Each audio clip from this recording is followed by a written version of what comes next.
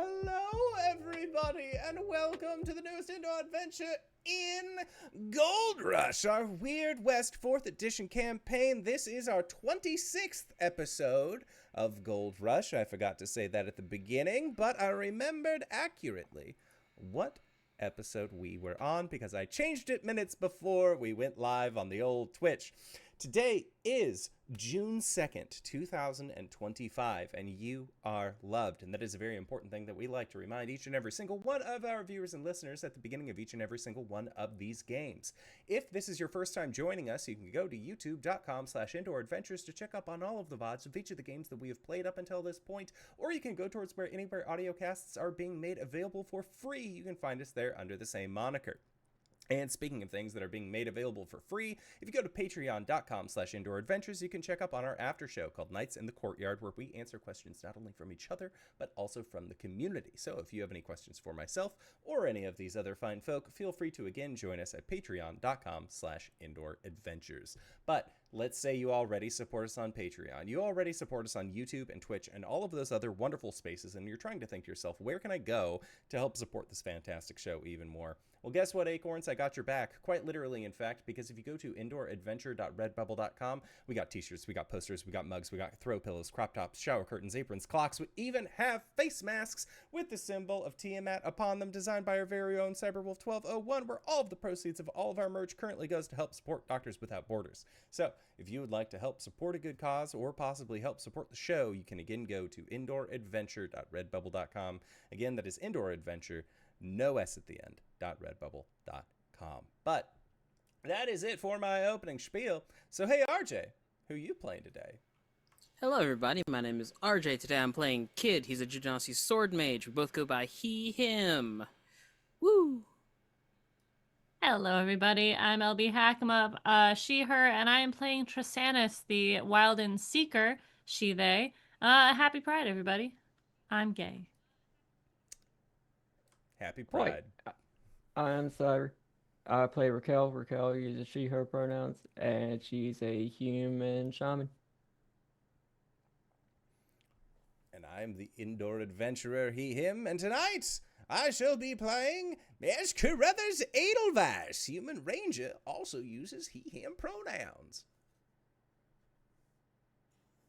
That just leaves me. Hey everybody, I am Wings, also known as Danae Keener. I am your DM for today.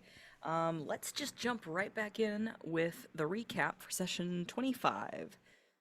Cirrus Bluff explained why the deputies of the Compass Rose betrayed Goldtooth Joe. They had a growing anxiety about the power gap growing between themselves and their leader. Rather than attempting to usurp him directly, they decided to trap him behind the Palisades until they could find a way to either match his strength or convince him to cooperate with those weaker than him. The posse said their goodbyes and ventured out into the Gold Coast, a beautiful verdant land peppered with ruins of an ancient floating city now long fallen. With the Palisade barrier removed, a stray Skyrail engine was able to attack the party. However, it was no match for the enormous power of the posse. I called you guys the party here. Yeah, I'm saying posse. Hold on, let me change that. That was so wrong. Was able to attack the posse. However, there was no match for the enormous power of their law. That evening, they settled down to rest in the ruins of an observatory, blanketed under a sky that no longer exists. Sorry. I wonder how many times I've actually done that in recaps where I've called you guys a party rather than a posse. It's a posse, right? Like it's That's Wild the group West of Wild Westers. The caffeine might be kicking in a little bit fast. I'm gonna start drinking some water. Anyway, that evening they settled down to rest in the ruins of an observatory, blanketed under a sky that no longer exists. I'm ingesting powder that was sent to me in the mail, and it's Gamer Subs, I'm sorry. Not sponsored. Wings, sometimes you just shouldn't admit to things online. You heard it here Is first, this how folks. tonight's gonna go? Maybe. I don't know. I haven't even gotten past the recap yet. Ugh. Well, if your heart explodes from the powder you took from the mail, please let us know so we can call it early. Oh my god. I didn't even pay for it. Okay.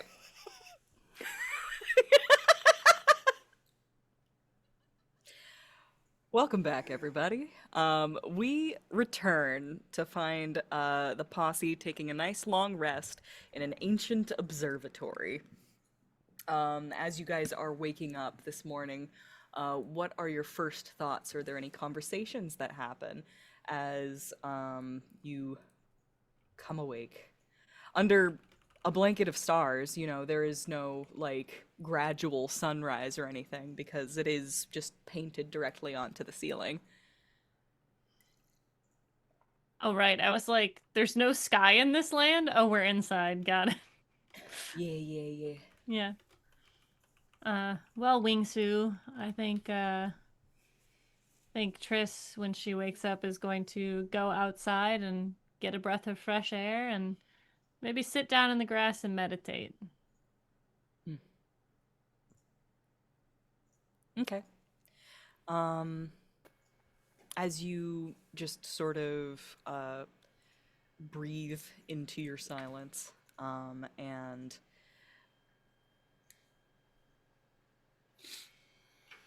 perhaps reach out to the nature surrounding you.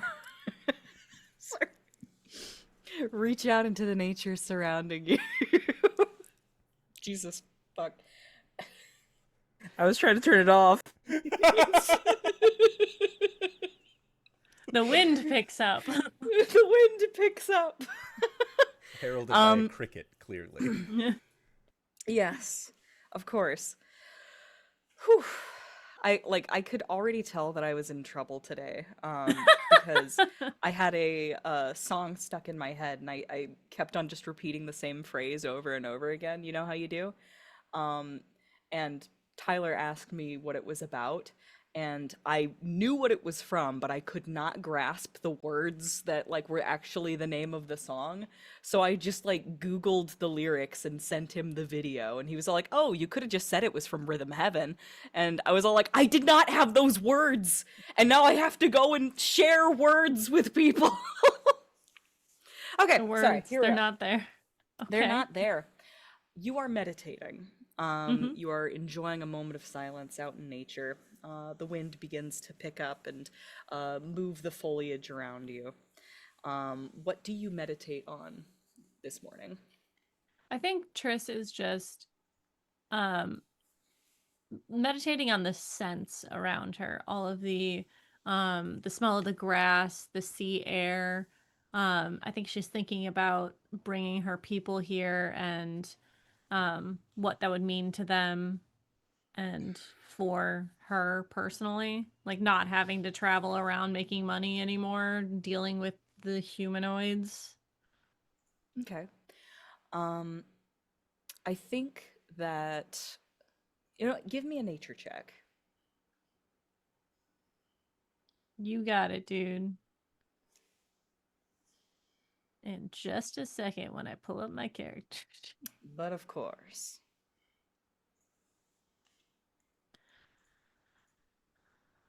Because I was just about to give you some information for free, and then I realized, oh, donk, this is a game. And I should maybe make I you roll a guess. dice. Loading. Nature. Like I'm gonna fail this roll. 18 is pretty low for you. Dang! I rolled a 4. Yeah, it's a 4 on the dice. Mhm. There's something that doesn't quite add up to you. As you're just kind of like relaxing into the peace of this land. There's something that's nagging at the back of your mind. And it occurs to you that there isn't quite as much law permeating the air as you would expect in a land that hasn't been occupied by people or law users for quite some time. I've described in the past this sort of like dust that kind of like hangs in the air, particularly after a ritual is cast. Mhm. It's like somebody took a vacuum for gold and just like Hmm. cleaned it all up. Seems Tidy. like so it feels like like I know in a space like this there should be more. Something has probably absorbed it. That's what we're Mm-hmm. saying. Okay. Yes. Um, I think Triss opens her eyes and like looks around for a moment just to make sure that there's no one close, and then she'll go back inside. Okay. Triss returns inside. What are Ruth and Rakel up to as you're beginning to wake up after a long rest in a strange land? I was going to posit when Triss has like fully gotten their sense of meditation. They stand up, they're getting ready to go back in.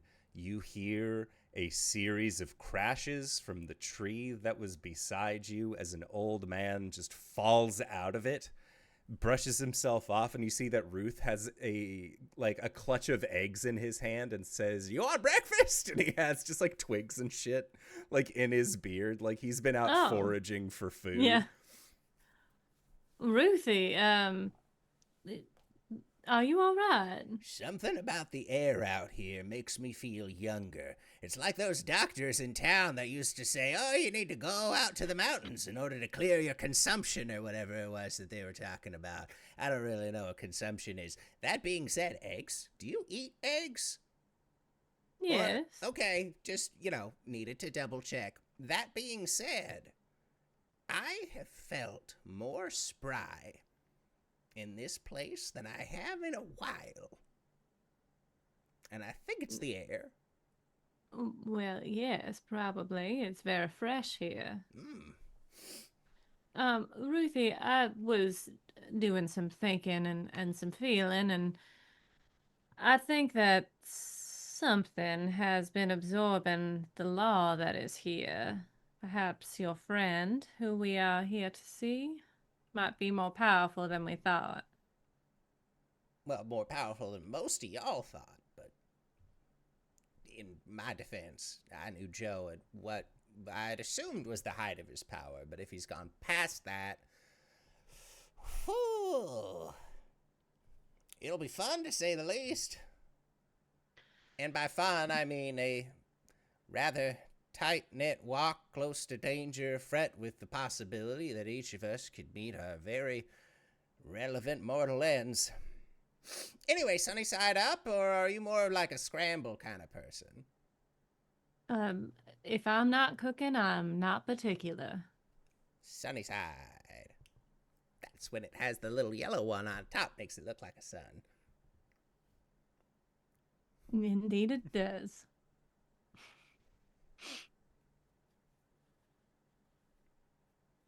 So, what's your plan for your very, very powerful friend?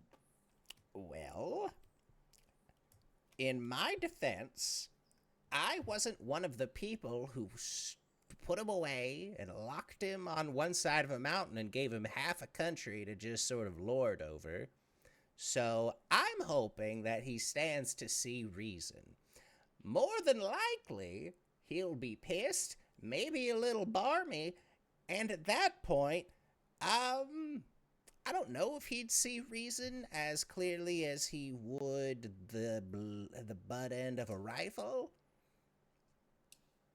Kid? I mean, Oh, sorry. Good. So good. There is the fact that we killed the people who did this to him. So maybe he says thank you. Bequeaths all of the money that he stored up until now to the four of us, and then we all have a party about it. More than likely he's going to try and kill us and take our gold, and then now that the gate's open, he's going to go through and try and take the rest of the gold from the remaining part of the country and become more of a tyrant than would-be ruler and rule with a golden fist. In another dimension, Arjan cackles. GM, Yes. might I use a check of Arcana to see if there's any active law going on around us? Yeah, absolutely. 28. Oh my god. There is no active or recent law in this area other than your own. The last time we played, y'all were able to perceive what I described as golden footprints that just kind of indicated where Joe had been recently.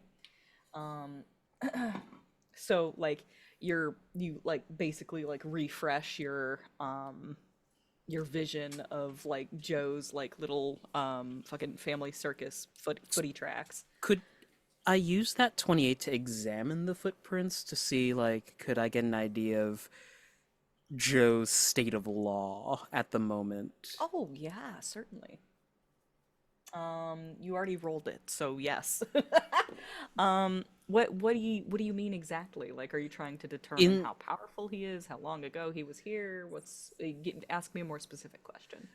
So it has been established that everyone's law has some sort of rule infused into it, something that is essentially part of their essence.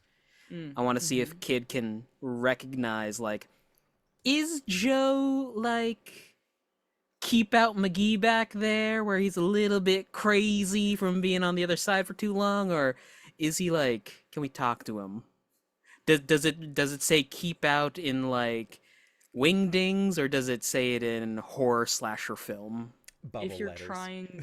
what you're trying to do is like read what his like defining law is in his law. Yeah. Because this is just like the remnants that he's left behind and not necessarily something he's exerted his will over. I can't say that you're able to read exactly like what his whole deal is. And I think that like these sorts of laws are like easier to read when they have like reached that level of like corruption and like intent. Like Sissy and Cirrus. Six Spurs was a little more confusing. So Yeah, it's, like, he hard didn't to have use like him a as an hold example. over thing, yeah. But Yeah. I understand that between like Sissy and Cyrus. Yes. Like they had like very clear goals, and they were like you had stuff that they had like interacted with very intentionally. This is more just kind of like something he's left behind in passing a while ago. But when you get closer, hey, maybe. Can't really tell much about what's going on in Joe's mental right now, but if we could find something he's touched recently, maybe I can take a peek.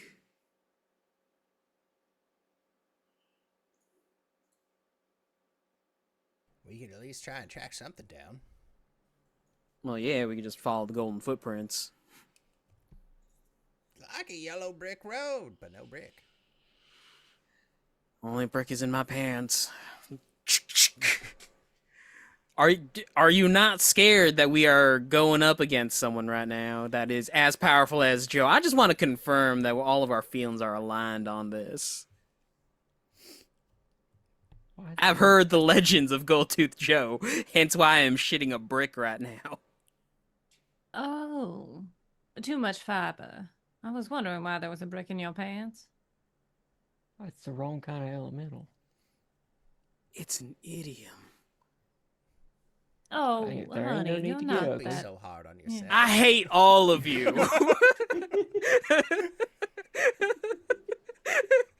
You all jumped on it like that. Fuck all of you. Well, let's not jump to any conclusions. I'm sure we're going to have to fight him and face him, but we've come this far, and I think we are formidable foes in of ourselves, so perhaps we go with some confidence, kid?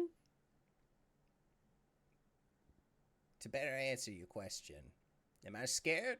Certainly, but there is one feeling that takes over. I'm ready.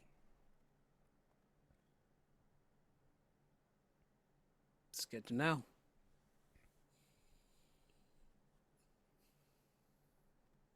Kid All right, looks what's off your- into the camera like it's The Office. All right. Well, what's your next move?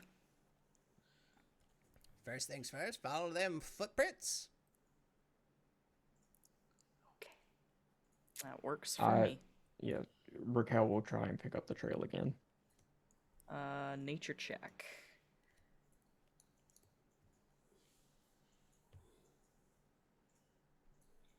Yeah, 28. Sick. Okay. Um, this is like child's play. Usually you have to look for signs of somebody's presence. This is all but like a giant arrow just pointing in a particular direction. It might be a little bit overwhelming at first just from the sheer number of different footprint paths going in different directions, but all roads lead to Rome, as it were, as they all tend to converge back into the same place, branching off from a central area. You spend a few hours following these footprint trails and then eventually realizing that they're converging to this one particular cleft in the rock. And you would have missed it if not for the ability to sense the law and to follow it here. It's fairly well hidden, actually. But behind a large boulder, you find a entrance to a mine with your typical wooden supports.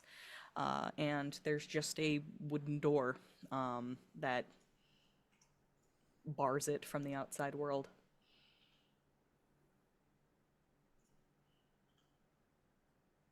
I would like to take a peek inside the door. Okay. You walk up to that door, there's a sign on it, and it can't stop you because you can't read. Actually, I don't know. Can you read? You can read probably, right? Raquel can read. You can. I figured. I thought that this was something that we established. It takes her a while to read things that are not primordial, but yes, Raquel can read. Right. Okay. This is written in common. And the message in common says, Joe's mine, don't forget to suit up.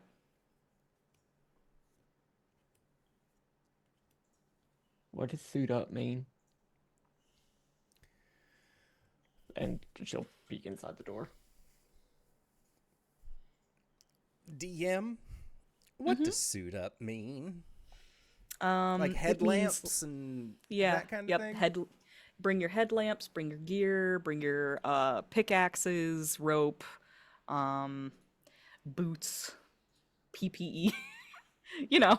Be OSHA safe. Exactly, yeah. And actually, usually, the equipment that Joe's crew would take with them would also include a canary in a cage. All right, well, Ruth will take some time to just create mundane items for some bullseye lanterns, candles, that sort of thing. Pickaxes. Ruth is fairly certain that we can all make a pickaxe fairly quick. Okay. But he'll put on a little prospector outfit. Rakel had peeked into the door. It takes a moment for your eyes to adjust to the darkness. It seems that there are no lights or anything set up in the mine, so it's going to be very dark. You might have to, if you are without dark vision, you will have to bring something with you to be able to see in here. But it appears to be a mostly natural cave that goes back a ways and then down, and then hooks a left, and you can't see any further. But otherwise, it's like really tidy, and every few feet there are like wooden support beams and such. Um, Raquel might take a Oh, moment to like get the vibe for like a cave spirit. Like, is there anything natural or important about this cave separate from uh Joe? Uh, can that manifest here? Um, so you try to like reach out and like find something natural in the cave. yes. Okay, yeah, that works for me. Roll it. Natural 20. Okay. I feel like you put a hand on the stone, to literally resonate. And you can hear deep, deep in the cave, the rhythmic sound of something metal on stone. You feel it more than you hear it. There is very conspicuously no spirit here. You would expect to find at least, like something like, I don't know, the that natural phenom like there would at least be something here. There's always relationships in nature, like even like the relationship of like water seeping into a crack in a rock and then freezing and then like melting and then like breaking the rock up. Like I forget what that's called exactly, but like even something as simple as that would have something attached to it, and there is none. That's just living in Michigan. Ah, Hey, Miss Triss. Think you can check about for Tommy knockers? I'm sorry? and They're when the you when you pull away from the rock, you can no longer hear that metal on stone. Like it's really something that you felt through the stone more than anything else. Sorry, kid was asking about Tommy knockers. Tommy knockers. They're the deceased spirits of miners. Oh. I did not Sometimes know they that. kind of manifest themselves as little 2-foot men, and they steal your tools. I'll see what I can do. I will try to reach out to the spirits, the dead ghosts in this cave. Okay. Usually when you like look for ghosts, they're like right in front of you, right? Hmm. Did you just roll another 4? Yeah, I did. Wow. In some cultures, 4 is the number of the dead. Some cultures, it's unlucky. Can be. Um, but you still have like a very high like modifier. So like Hmm. 18 isn't nothing. Um, I think that with this, you can tell that people have died here, but like no more than you would expect to find like in a place like this. Are there any lingering? No. Hmm. Well, I'm sorry to report, kid, there are no deceased spirits that have lingered here, which is interesting. I want We to we, impress on you we don't how. hear you, kid. Oh, Sorry. sorry. That Go feels ahead. very What were weird, you right? saying? Yeah, I want to impress on you how ominous this all is. You would at least like expect to find like some sort of ghost, some sort of spirit, some sort of lingering gold permeating the air. This is a very empty place. Kid to Triss. Yeah, that's kind of weird considering a lot of people die messy in mining. I've been paying Is that attention. true? Well, it does feel strange it being so quiet in here. Did Mr. Joe have any capabilities with the dead or spirits? Not that I can recall. Wasn't necessarily interested in manipulating the dead as he was just doing the job. However, as somebody who did do the job by any means necessary, if the means necessary involve raising the dead using the powers of law, I wouldn't be surprised. It's been a hot minute since Joe and I had any sort of contact, whatever his powers, abilities are. Might have changed. Understandable. Well, perhaps we proceed with caution. I cannot draw upon those who have passed. Though my power might be slightly diminished in here, I might be able to shrink something up.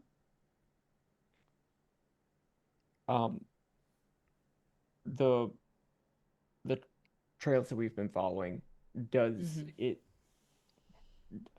seem like they have left here in any sort of regular cadence? Like how fresh is the freshest trail?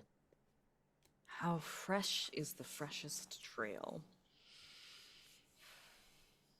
I'm just thinking entirely logically here. Like, I'm thinking like within a day or two. I would say the freshest trail is within the last week. More than a day or two, but like within the last week. Okay, hear me out. We just don't go in there.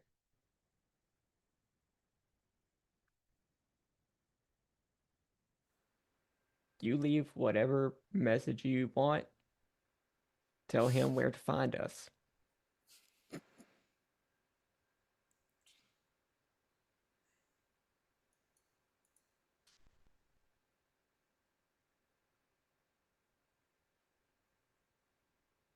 Can't hear you. Sorry, I was muted. That's not a bad option. Honestly, yeah. Go in there in a very creepy cave that's very devoid of anything. It feels like everything here has been sucked dry. So do we, like, put a trap out at the front? No. Just a letter? Just a note? However you feel like playing this, but I don't like the idea of going in there completely at the mercy of whatever he may or may not have done. All right. Well, if that is the case, Tris. What if I create a something out of gold to move this message throughout the cave system so he can hear it wherever he is, and we'll wait outside? I thought you were about to say, what if we were gonna leave a big pile of gold out in the middle of nowhere and get a big box?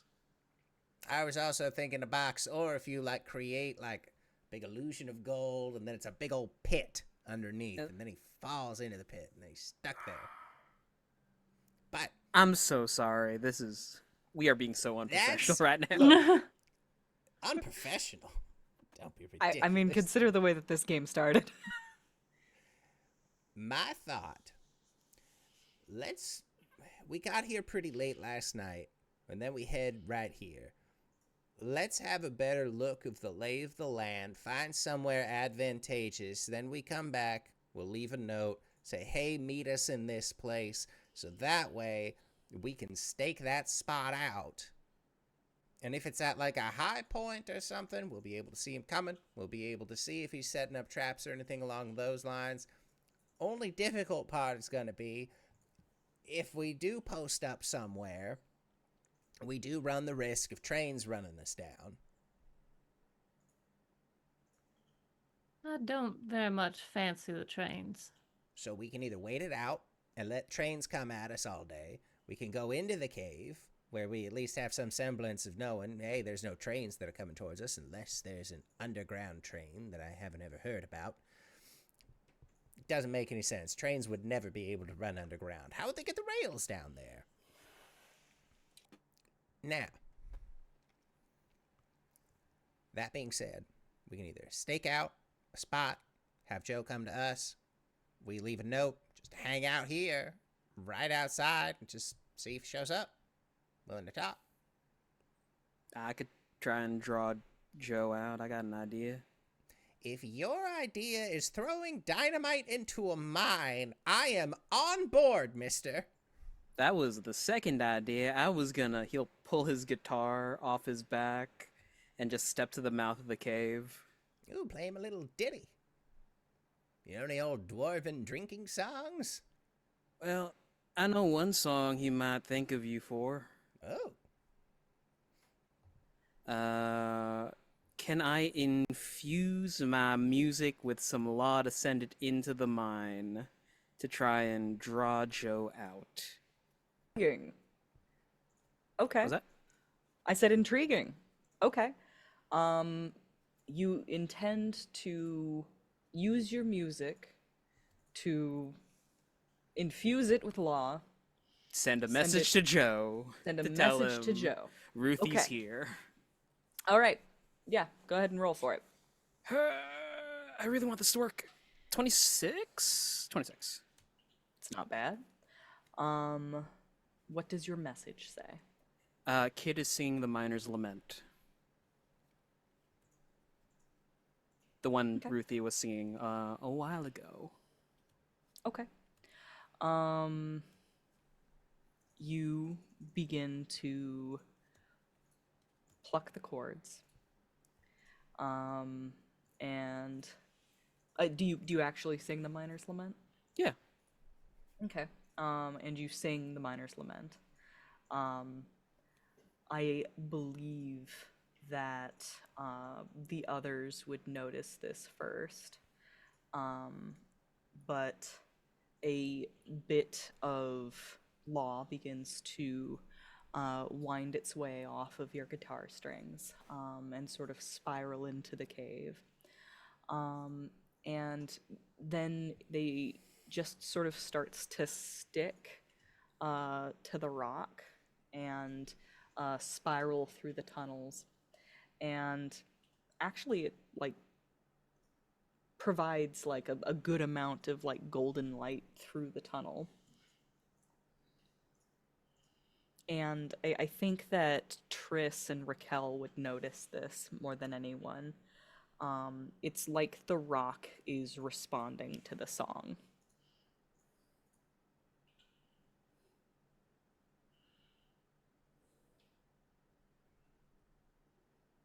Just one rock? The rock, as in all of it. Okay. It's like, that's a The weird element rock. Wayne Johnson comes out of the cave. I was just writing that for chat. Yeah.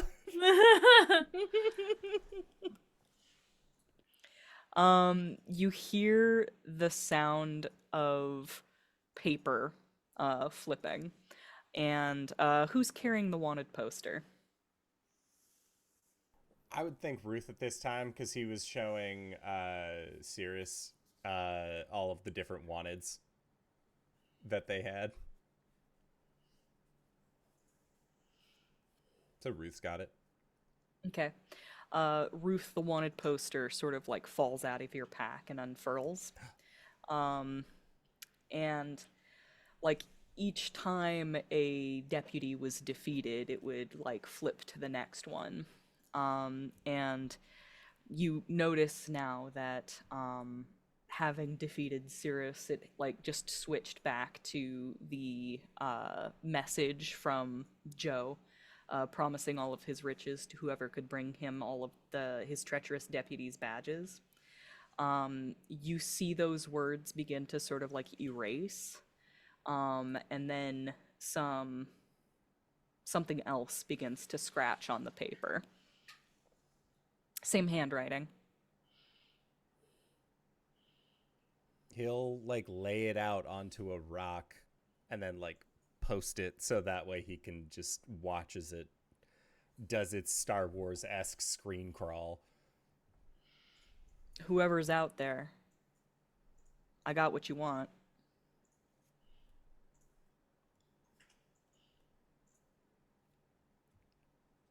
What do we want? Yeah, Ruth. Does Ruth recognize this voice? It's I mean, not it's a voice. not- It's writing on It's a not paper. speaking, it's being written. Mm-mm. Yeah. Mhm. Do you Says, recognize the handwriting? Whoever's out, yeah, it's the same handwriting as before that said, "Hey, if you want to come at me, I have all this gold." So I'm fairly certain that he's just not gonna like walk up with a big old Sandy Claus bag full of all of his goodies and golds and just say, "Oh, thank you so much for coming by, folks. Here you go," and just like look under your chair. Here's 5,000 gold pieces. Bees. It might be bees, knowing Joe. He did do that once. It was very funny, although a bit frightening.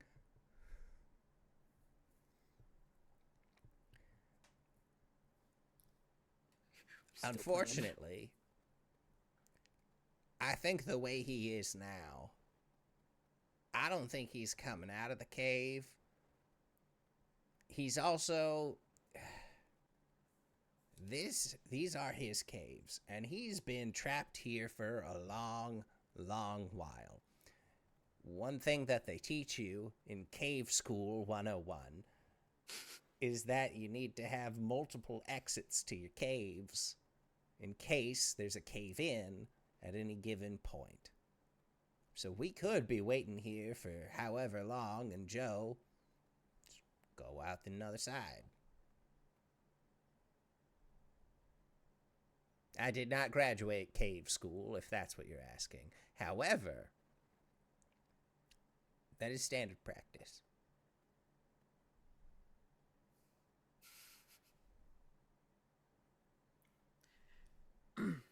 Kid'll finish the song and re-equip or unequip his guitar.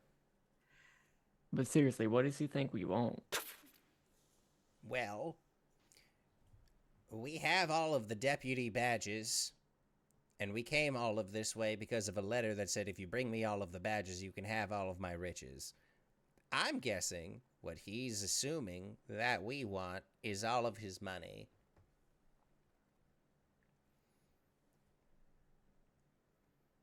Last I checked,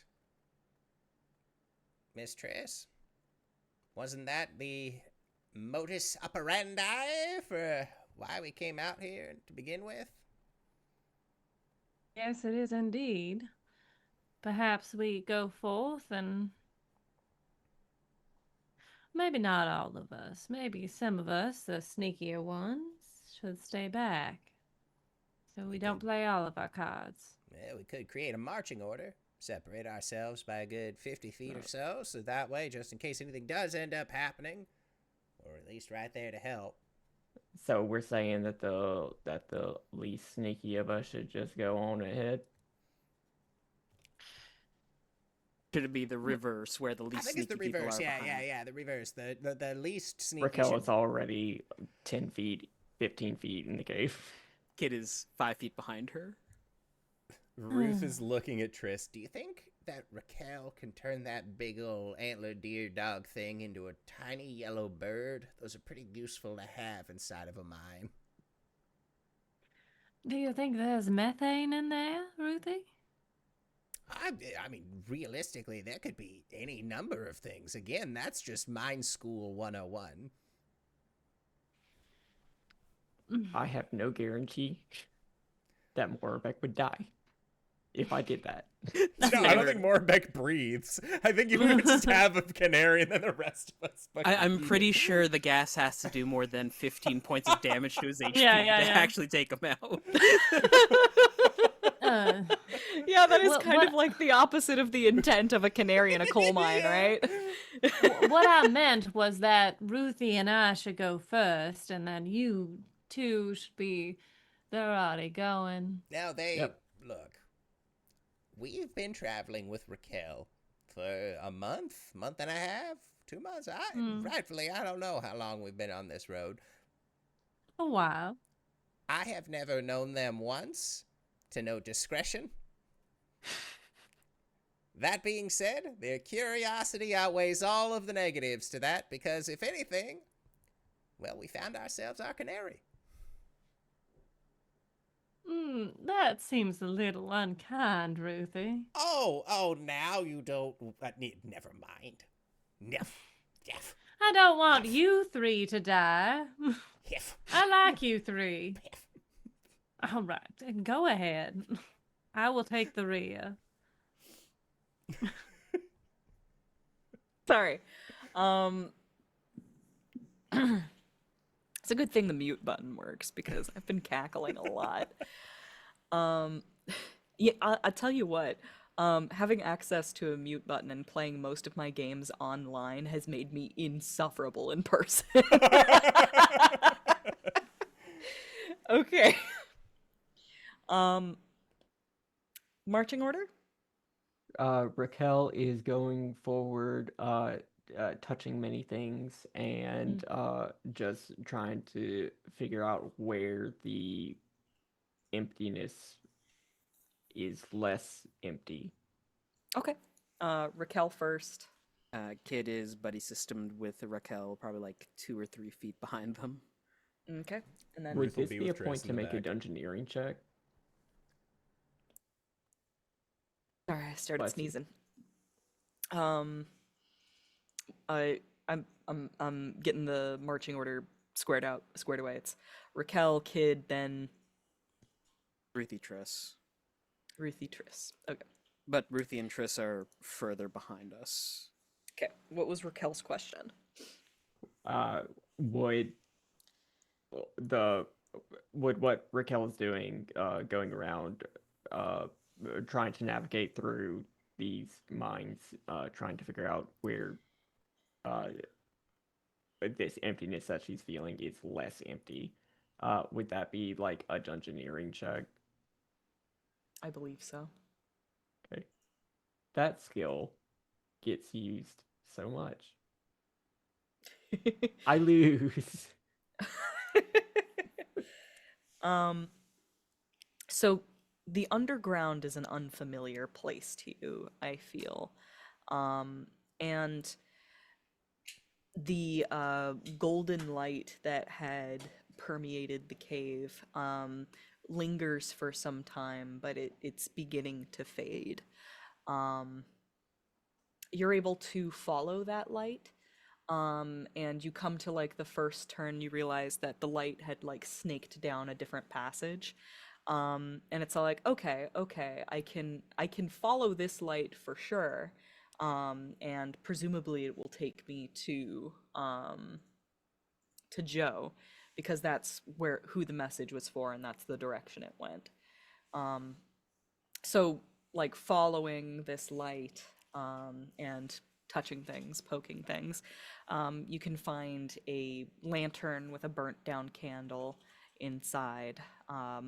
Every few feet, this is a very well maintained mine, by the way.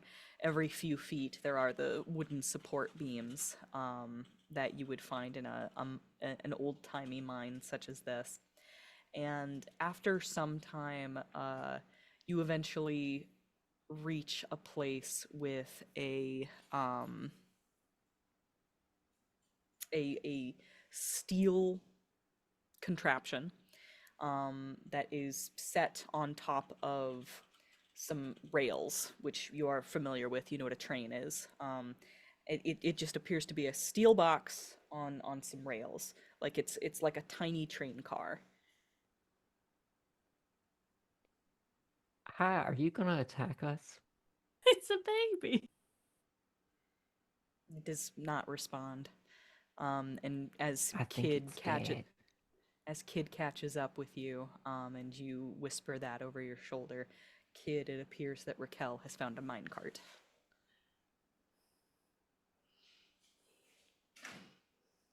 Huh. I don't think it's gonna attack us. All right. Keeps walking forward. Looking inside Quickly this turns around. Looking Walking inside forward. this minecart, you can see that there are a few headlamps and some gloves.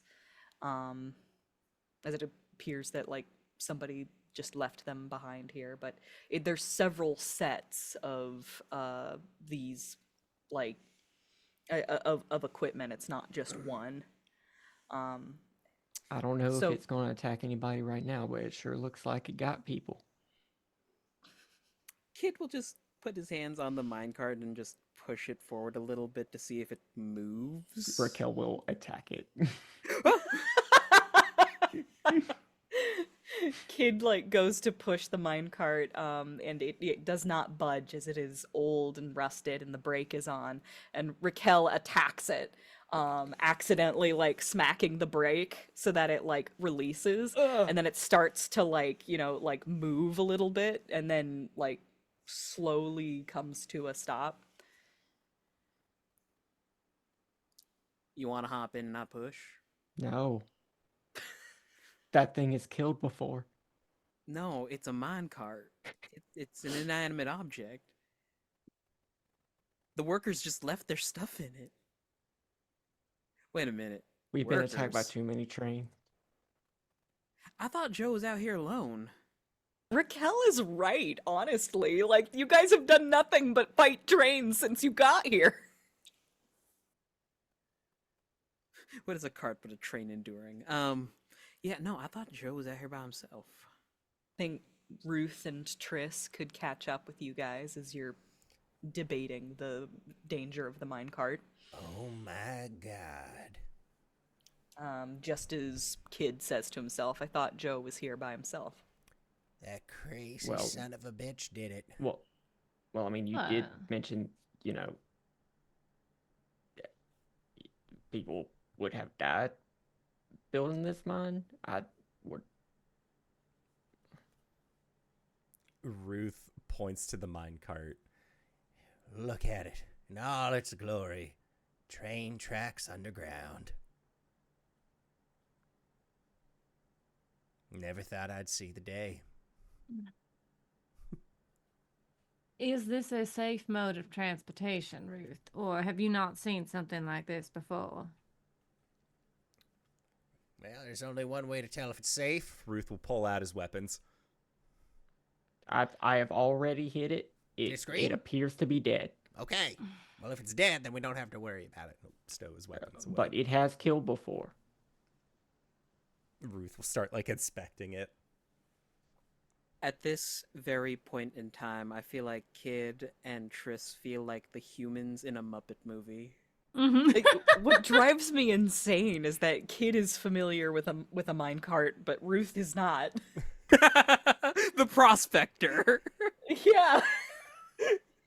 But I'll lean in. Sure, yeah. Kid knows about minecarts somehow. Look, I didn't graduate from mine school.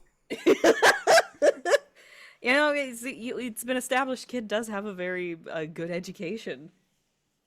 So, My dad's prioritized my education. that there's a minecart. Mm-hmm. All right, well, it looks safe enough. The clothes that are inside of the minecart, are they like stacked or are they in kind of a disarray? They're like, just sort of like tossed in. Oh, okay. It's a couple of headlamps, some gloves, Ruth will maybe a take one couple of the headlamps. pickaxes. Okay. Yep. Like put a little candle in there and light it up. The minecart Are we is all now- supposed to fit in here? Oh, if you want to walk, we can walk. I'm willing to go along with whatever you want to do. Minecart ride. Minecart ride. All right, everybody in the death trap. I mean, minecart. Absolutely not. All right, I think what we should do. Rakel refuses to enter the minecart. Yeah, absolutely not. I said we just walk. I'm not using a corpse as transportation. It's not.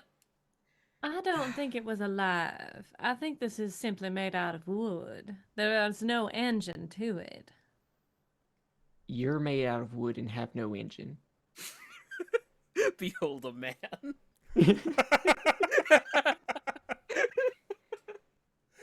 You know, Like y'all are She's looking at me right. like I'm the crazy one, but like we have fought actual trains that have tried to eat us. But to be fair, we did start our adventure in a train car together that did not try to eat us. No. You started your adventure in a train car that Yep. didn't try to eat you. Yep. Bestie, you're so right. Yep. Walking it is. Rakel's the only one with any sense here. All right. We'll walk. Leave the cart. Look, Come we'll on, walk Ruthie. until we can't walk no more.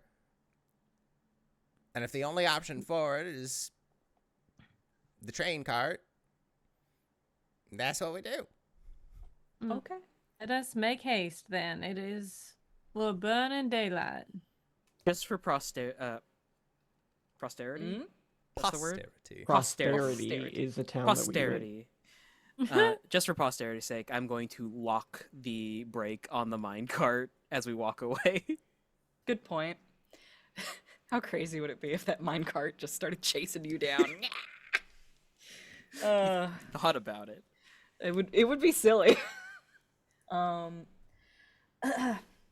You continue down the mine shaft, and like I said, the golden path that Kid laid out before with his guitar has begun to dim, but Ruth's headlamp is lighting the way just fine, and the golden glimmer is still left behind. So every time your headlamp sort of like swoops across the path, you can see like the glitter of gold leading the way.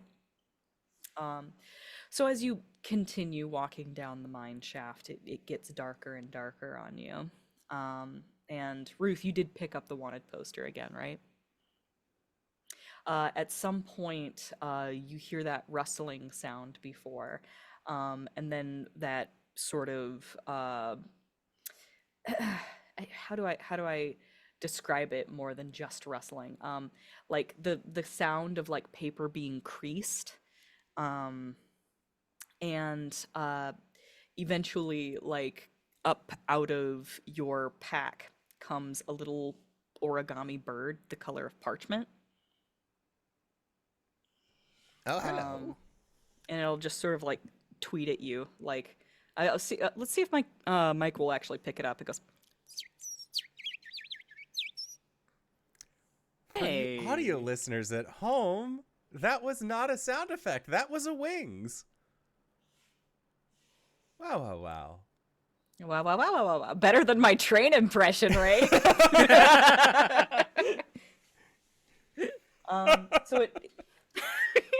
So it twitters at you a little bit, and then it like takes flight, and just sort of like soars, like half like flapping like a bird do, and then like half just sort of like paper airplane, just sort of like. Meow.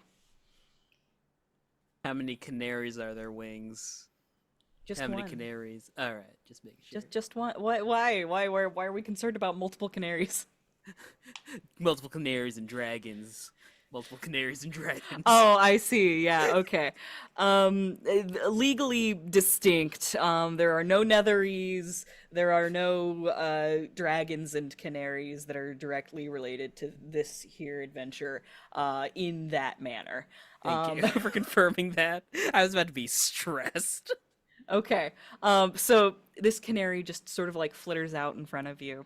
And I think your eyes follow it until you realize that you have stepped out into a more open area. It's no longer just a shaft. It has opened up into a natural cave with all of these stalagmites and things hanging down.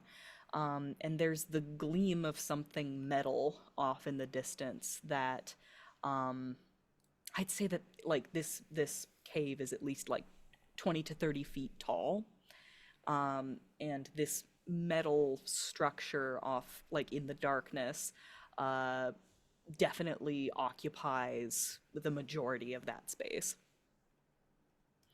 But, like, sort of sweeping your light around the room, you can see that there is a conjunction of mine carts. It seems like this is the area where, like, whatever was being mined here was, like, taken and, like, processed.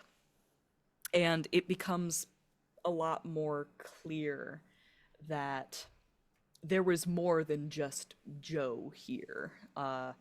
There is more equipment, and the scale of this operation is at a level where it would require a team of workers.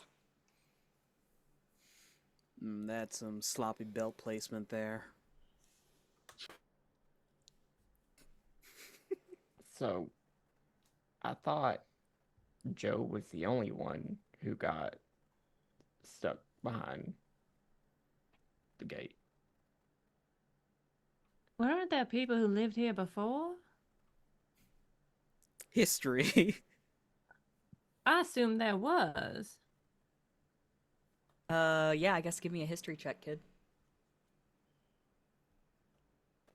General knowledge. There is a general idea that if there are people on this side of the Palisades, they have not yet been discovered. You know from the ruins and things that there definitely were people here at some point. But they are presumed dead. I convey as much.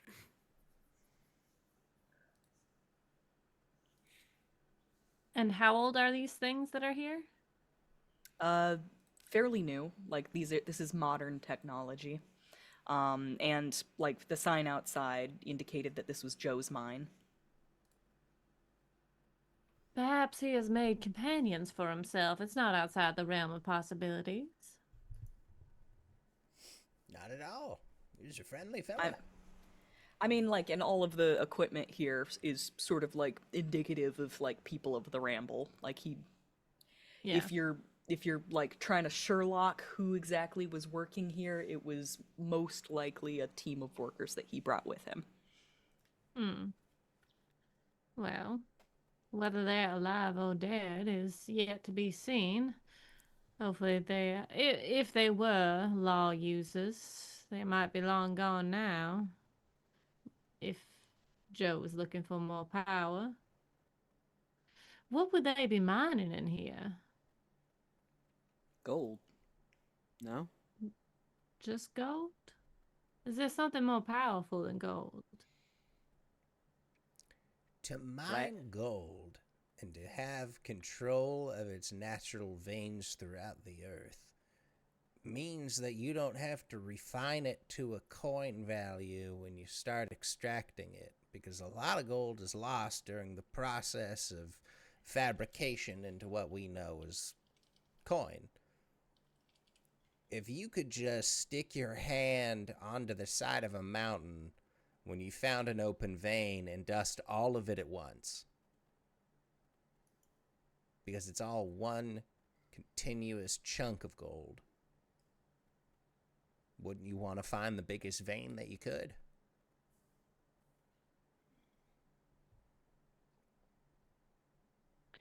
Well, if I wasn't nervous before, I'm certainly nervous now.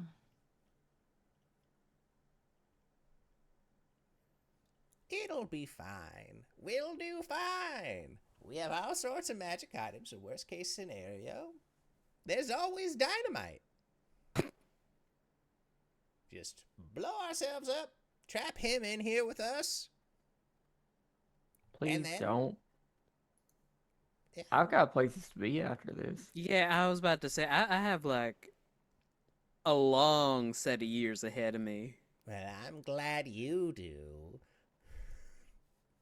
That being said, a sense of self-preservation is very important in a situation like this. Right, so no dynamite. Unless we absolutely have to. No dynamite. Now.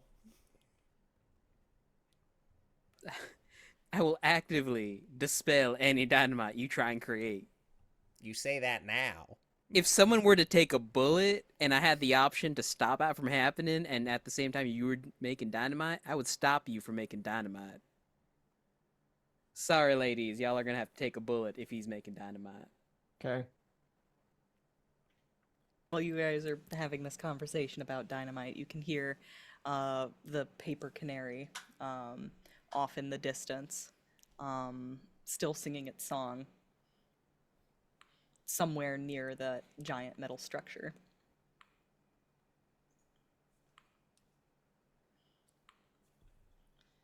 Yeah. Head towards the metal structure with the singing bird. Okay. I thought the whole point of the canary is that it has to breathe. Therefore, it would die. That's paper. Perhaps it is more of a representation. As Rakel It seems to be leading us. As Rakel is saying this, Ruth's headlamp sweeps up this metal structure, and you begin to realize that the glint that you had seen off in the distance is reflecting off of numerous bars, not like large, like prison bars, the likes of which that would contain a large animal, but thin wire bars, the likes of which you would find on a bird cage. And in fact, it is a bird cage, a gigantic bird cage, filled with hundreds and hundreds of perches. And upon one of those perches, now flesh and blood, is a feathered, breathing canary. I don't believe that for a goddamn second. And there's like dozens of like little doors, like just peppering the outsides of this cage, and they're all flung open.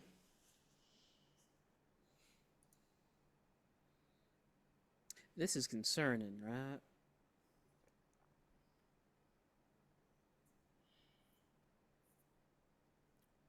Ruth. Yeah, I'm goes concerned. I to don't the like cage. this. Can't hear you. Ruth. Oh, I was gonna say Ruth is gonna go up to the cage. Okay. You approach. Yep. He's just gonna like touch it, like see if it's real or like if it like feels like the material that we can see, or if this is some sort of illusion. It's real. Oh. And it was crafted using law. Well, dust it. You may not. It is within the realm of another. Oh. Goodness. You may examine it, however. Yeah, we'll keep examining. Kid. Yeah. This here big old bird cage was made with law. Can you figure out, like you did on the mountainside, like what the law majiggers are? Sure, I'll give it a try. Kid, before you were trying to determine what the center focus of law of Joe was, being in his territory, you come to realize that you were not truly in his territory yet, but standing in front of this structure, you realize, oh, this is Joe's territory. Joe's mine. Joe, this is where Joe. This is Joe. So go ahead and give me that check that you wanted. 30, even better. Great. You wanted to learn things about Joe's law. What is most important to you right now? What are you looking for? I think it'll be the general essence of his law. Like how Cyrus's was keep out. Sure. It's rule. I could have guessed that. That was such a low bar to set. God damn it. I mean, you rolled a goddamn 30. I'm not gonna like say it's one and done. Like, you're exploring here. Like, what else do you want to know? I think Ruth sees like kid's eyebrow raise, and he goes, "Oh, I got in. What do you want me to look for?" See if it's old or new. If it's new, see if there's like a level to it. Like how, because if we're all worried about how strong Joe is and he's able to create something, is there like a telltale sign of in its construction, like you have to be this tall to ride? Running the query now. What does that mean? What does that mean? What does that mean? I'm not gonna get too into it. I don't understand the question. Essentially how for the longest time, throughout the campaign, we were not able to create magic items of a particular level because we ourselves were not of a particular level. So you want to know like what level this magic item is? Yes, so that way we can figure out how powerful Joe would have to be in order to create said item. However, that rule was then later changed to just if we have the gold, we could make it. Right. I can give you information that is useful along those lines. Okay. I'm not sure if I'm willing to put a number to it. Yep. Just a vibe is fine, honestly. It's an old cage. The cage itself is it's old in terms of like it was created years and years and years ago. Okay. The purpose of the cage itself ultimately is a polymorph spell. It turned a bunch of living creatures into canaries. Oh no.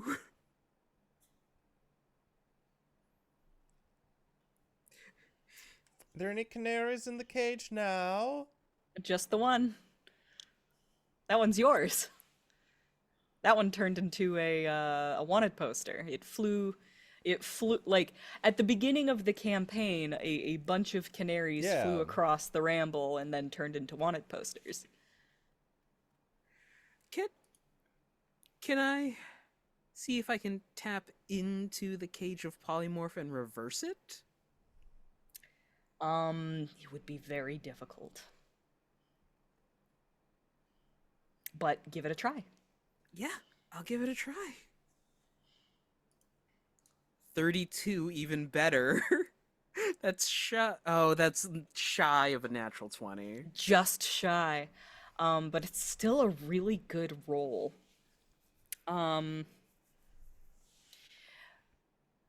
Describe to me how you're doing this.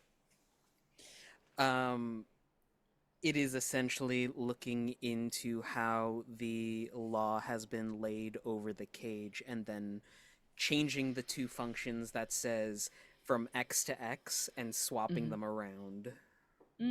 Okay. All right, okay.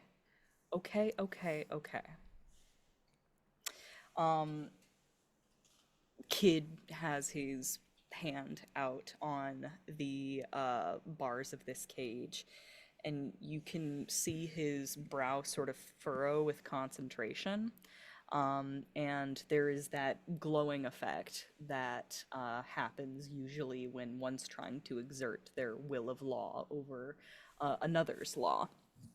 And you can see the bars of the cage, like one by one, begin to like glow and like spread around the circumference of it. And as he's doing this, the rest of you begin to notice a slight tremor to the ground. And the bird kind of like stops singing and like starts to like look around nervously and like shift from foot to foot. And then like the tremors begin to become more violent. and the bird takes wing to try and fly away, and the doors of the cage shut. And the bird is now like flying around inside the cage in a panic, and the bird begins to glow, and you see it stretch, and the twittering, the tweeting, like starts to change and become something more akin to the sound of a man shouting in panic. And there is a loud cracking sound of rock as the earth begins to split beneath you. And you don't get a chance to see what happens in the cage because there is a rock fall and everyone begins to fall. And now we're going on break. Hooray! We are gonna try and be back in 5 to 10 minutes. Don't go no place unless it's to grab a food, grab a drink, grab a friend, or possibly go to indooradventure.redbubble.com. Pick yourself up something nice, and we will see you all shortly. All right, everybody. See you soon! Hello, everybody. We have returned. Welcome. Wings just pulled not only the rug out from under us, but the entire floor. Wings, take us away. Rocks fall, everyone dies. Yay, my new character's a gnome. My new character is a dwarf with a golden tooth. Don't ask what his name is. Gasp! I'm not quite finished with you yet. Let us start with Rakel. Rakel, you wake on a stone floor. Everything feels warm and close and oddly humid. As you sit up and look around, you realize that you are surrounded by trees, foliage, very, very deep jungle type foliage.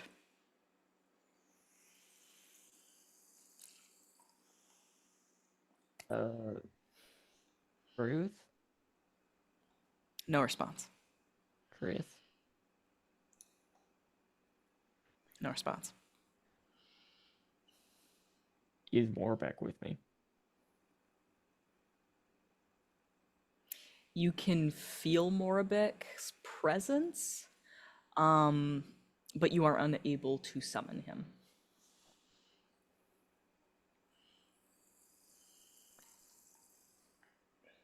Okay, do the trees feel like if I go up and I touch a tree, does it feel real? Or Oh, very real. does it seem, Yeah. So it doesn't seem like fabricated of law in the same way that like everything in Glister was? Give me a nature check.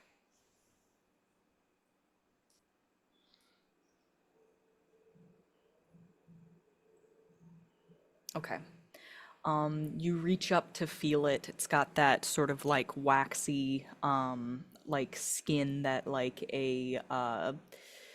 it starts with an S, a succulent plant might. And like it is a real plant. And then you're like, okay, but is it real or is it law real? And so you like reach out with your law like you've been taught, and it is certainly fabricated of law, but it is not an illusion. It is actually here in front of you.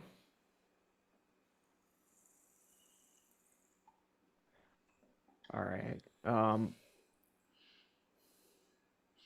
There's a like close buzzing of insects. You feel like you're being watched. It's hot and muggy and a bit oppressive in terms of being out in the wild. Rakel's gonna keep walking forward. Okay. just keep going in one direction. Because at some point she will be halfway through the woods. That makes sense, because after you're halfway through the woods, you're on your way out. Okay. You begin to walk, and I'll even say there's an old trick that you can use where you can grab like a long fallen sapling and begin walking and drag it behind you. And as you do so, it will keep you walking in a straight direction, because you can't like turn in the woods while dragging a long tree like that without like knocking into like trunks and such. So like it guarantees you that you're walking in the same direction, not turning around. We're going to leave Rakel as she appears to be lost in some sort of forest jungle situation. And we're going to cut back to Ruth. Ruth, you are underneath a number of boulders, but it doesn't seem like anything has fallen on you in such a way to injure you. But you will need help getting out. Okay. Do I still have the ability to move? Yes, but only just so. You can kind of scramble around a little bit, but like it's a really tight squeeze under here. Okay. Just checking on a few things.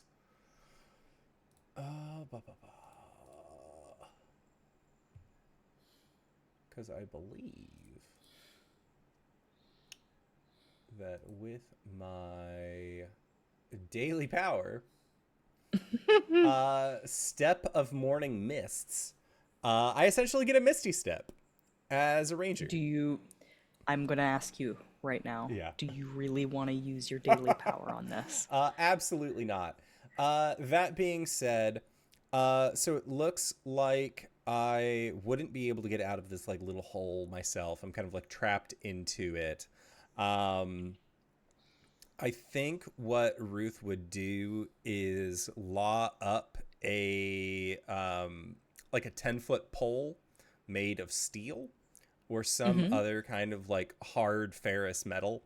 And then just like find a place where he could potentially start like leveraging his way out, or at least creating additional hole, like not an additional hole, but to create additional room in this hole for him to be able to escape. Okay. I think that you create this like long metal pole. And like I should describe this better. You're basically like squeezed under a rock, sort of like prone underneath it. So it's really hard to like even like bend your elbows in a way. Like this is triggering my own claustrophobia. It's like even like getting your elbow up and like a different direction is going to be like not an option. But you make that pole and it like goes zoop, and then like clangs against another wall somewhere behind you. And Triss, you wake to the sound of that clang as a pole nearly speared your branches. She shifts off to the side. You Hello? you call out, and Kid, you hear Triss's voice. Miss Triss? Kid, it where seem- are you? You each find yourselves just kind of strewn about like a rock fall. And Triss, there's a 10-foot iron pole next to you. 10-foot pole like shakes. She Just grabs like the clattering pole. around. Yeah. Yeah. Grabs the pole. Ruth, you can hear Triss and Kid speaking to each other, and like the pole is like pulled out of your hand. Ow! Oh, Ruthie, I thought the pole was alive. Where are you? Help! Down here! It'll scramble. Push the pole back in. I am a little. Ruth can guide the pole someplace that isn't, his body. How do I put this? This is a leverage point. How many rocks are on top of me? How many rocks are on top of him? Just one big one. Oh, Can I athletics it? Sure. Yeah. And Triss can assist even. So like, go ahead and take a +2 to whatever you roll. Okay. 29. Okay. Kid, you with the leveraging this pole, you're able to like push down, and Triss can come up behind you and also like push on the pole, and like you can hear the rock begin to like, I always describe it as like a rock on rock sound. It's like a tumbling sort of like There Like is a specific. yeah, grind is a good one. The grinding sound of rock on rock as the boulder begins to like sort of tumble aside, and then you can Clattering. step forward and push it the rest of the way. Like clatter kind of implies like a much smaller rock to me. I need like a louder, bigger clatter. a Clatter. rumble Yeah. Rumbling. clatter, but like slowed down. Yeah, so like you push it, you get the leverage, and then you like are able to push the rock the rest of the way. And Ruth, you can finally like expand your lungs to their fullest capacity as you are released from the squeeze. Whew. Rakel ain't down there with you, is she? If she was. And he looks into like this divot that's barely enough for the size of a man. She might have exploded or like turned to dust. Cave-ins are gnarly. Did I cause that? Did I kill Rakel? Raquel. Mother. Ruth, the 10-foot pole dusts and returns to you. Yeah. I figured I would try and leverage that giant rock myself, but I am very glad I did not have to. Glad you're not squished. Now, Me too. how are we gonna find Raquel? Does somebody go and help Ruth up? Oh, He's yeah. a very old man. I have a strength of 19. I I am was not gonna that say frail. he's the strongest one of us. He's so old. Oh, my bones! Literally the second strongest person in the party. I mean, I'm trying not to like narrate for you guys, but does somebody help Ruth up? Yeah. I didn't think it was that deep. Okay, yeah. I mean, like we'll see about that. Kid, you reach out and help Ruth up off the ground. Ruth, you had just finished like dusting that pole, and there's like still like some remaining dust in the air, and it's lingering a little bit longer than you would expect. And then you realize that dust is like getting like a lot more. It's obscuring your view more than it would, as though you were dusting something much larger. And you look down at your hand and realize that Kid's hand is rapidly beginning to dissolve in yours. He'll just look up at Kid. I want you to look at me in the eyes, and I want you to be very careful. Do not look down. You are going to be fine. Everything is going to be okay. It's going up his arm. His arm has now fully disappeared. Triss, you watch as Kid is entirely dusted and absorbed by Ruth.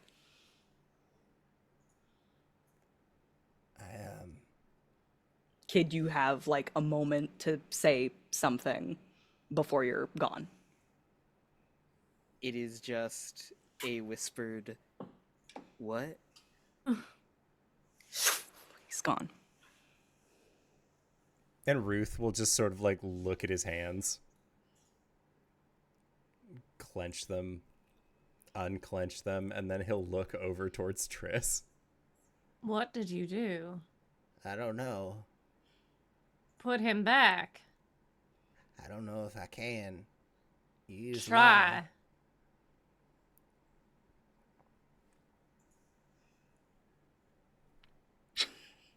You gesture, and you see dust begin to fill the air and like snake towards you, and you realize it's coming from Triss now.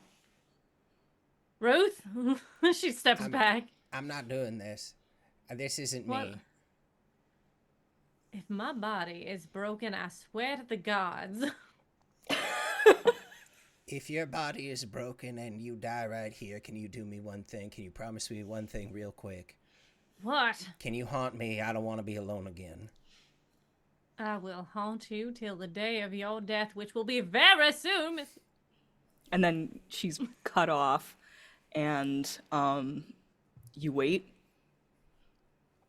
and you are met with silence. Ruth is just going to like take a little squat, sit on his butt, check his hat, see if there's a lamp or There's a light lamp. at all. Sure, yeah. He'll set the candle on the ground in front of him, and he'll light it, and he will watch for as long as the candle will burn. And he will pull out his harmonica, and he will play the Prospector's Lament. Okay. This occurs. Kid, it is hotter than you have ever experienced before. The last thing you remember is trying to exert your will over the canary cage and hearing the sound of a human's voice strangling its way out of a canary's throat. And now you are suspended in something that I would describe as the heaviest fluid you have ever been in. It is very loud, and somehow it is like bright in a way that makes it hard to see.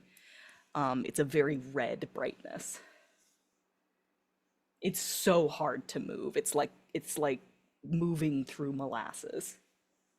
Is like my head and face also engulfed, or is it just my body currently? It's everything. Like you're completely suspended in this. But I can breathe? Oxygen being a problem? I mean, it doesn't seem to be an issue, but like it's fairly oppressive. In his head, oh, this is gonna be such a bad idea. This is gonna be such a bad idea. He tries to speak.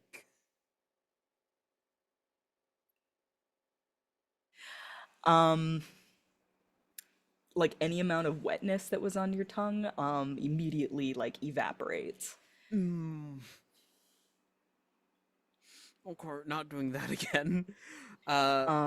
Like violent like steam boils away from you.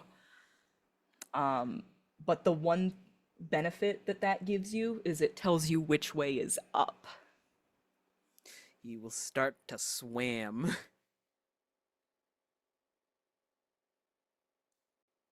Okay. All right. It is hot.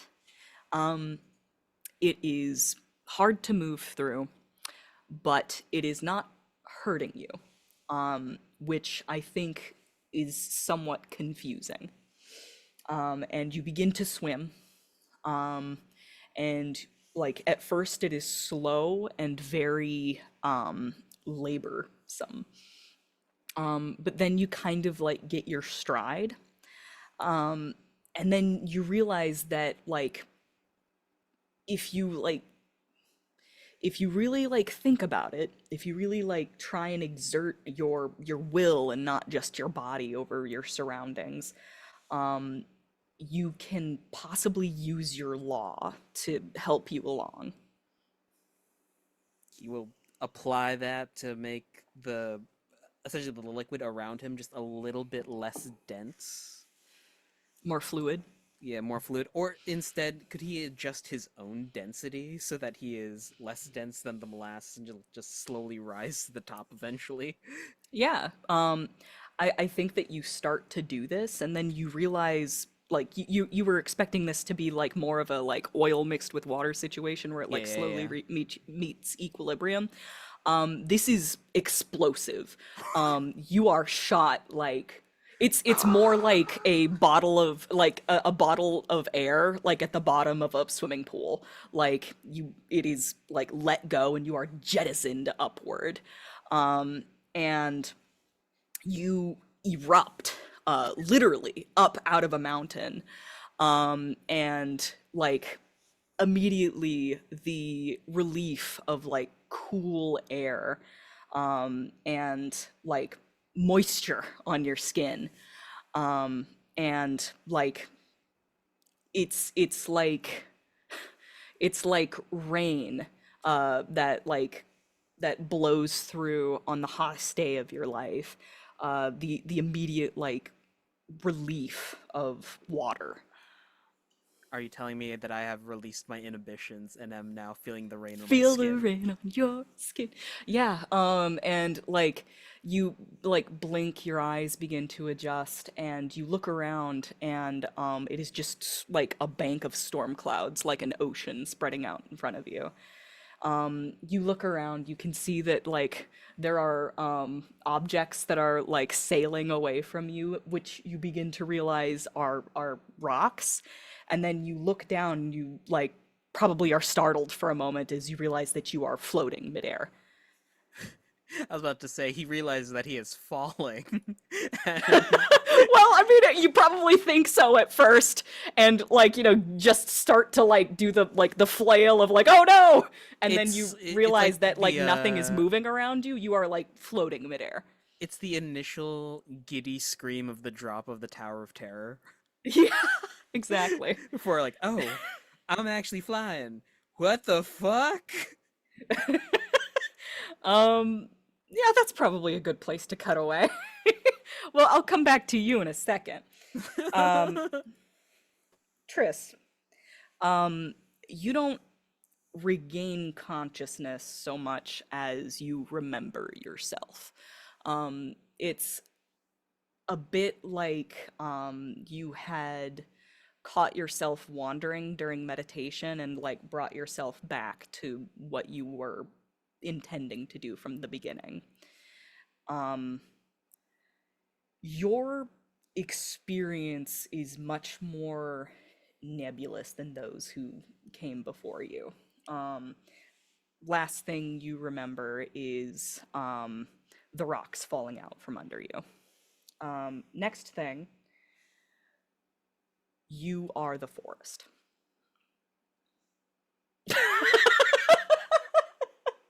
Okay, you know what? Like I don't know what I didn't. Zero surprise, just immediate acceptance. All right, I love it. You are the forest.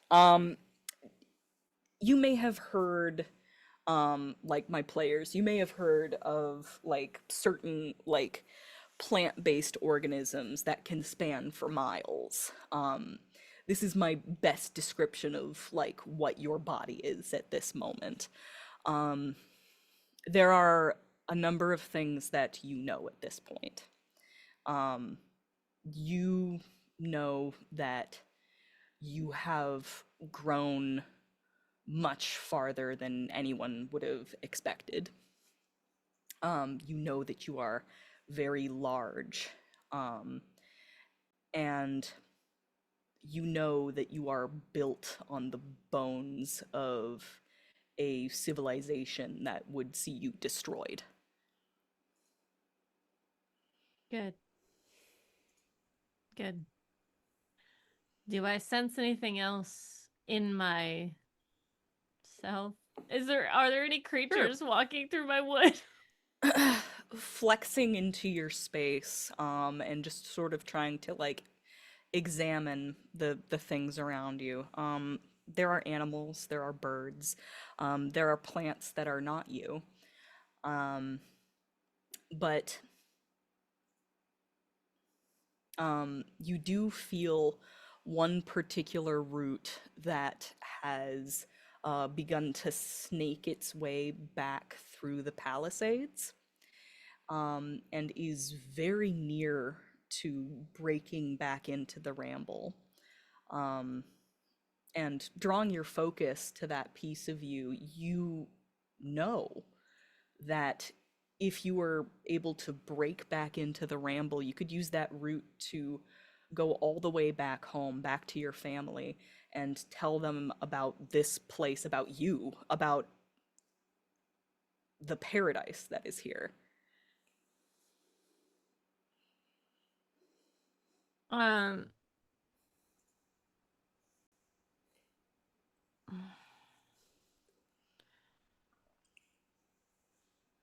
I sense that there's hesitation. no, I'm trying to figure out what the best course of action would be for her. I mean, so I know about. Of course, there is a nagging feeling that you're forgetting about something. Maybe that there was something important that you were doing before. But like this is so complete and so right that it's kind of just an annoyance in the back of your mind. There, of course, there's a few dead leaves that have to be trimmed and left behind. That's just the way of nature.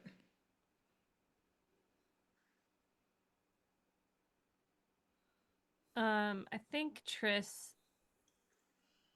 digs a little deeper into the earth, feeling it around her roots and kind of living in that moment for a second, being able to get the nutrients from there to soak up the waters of this land.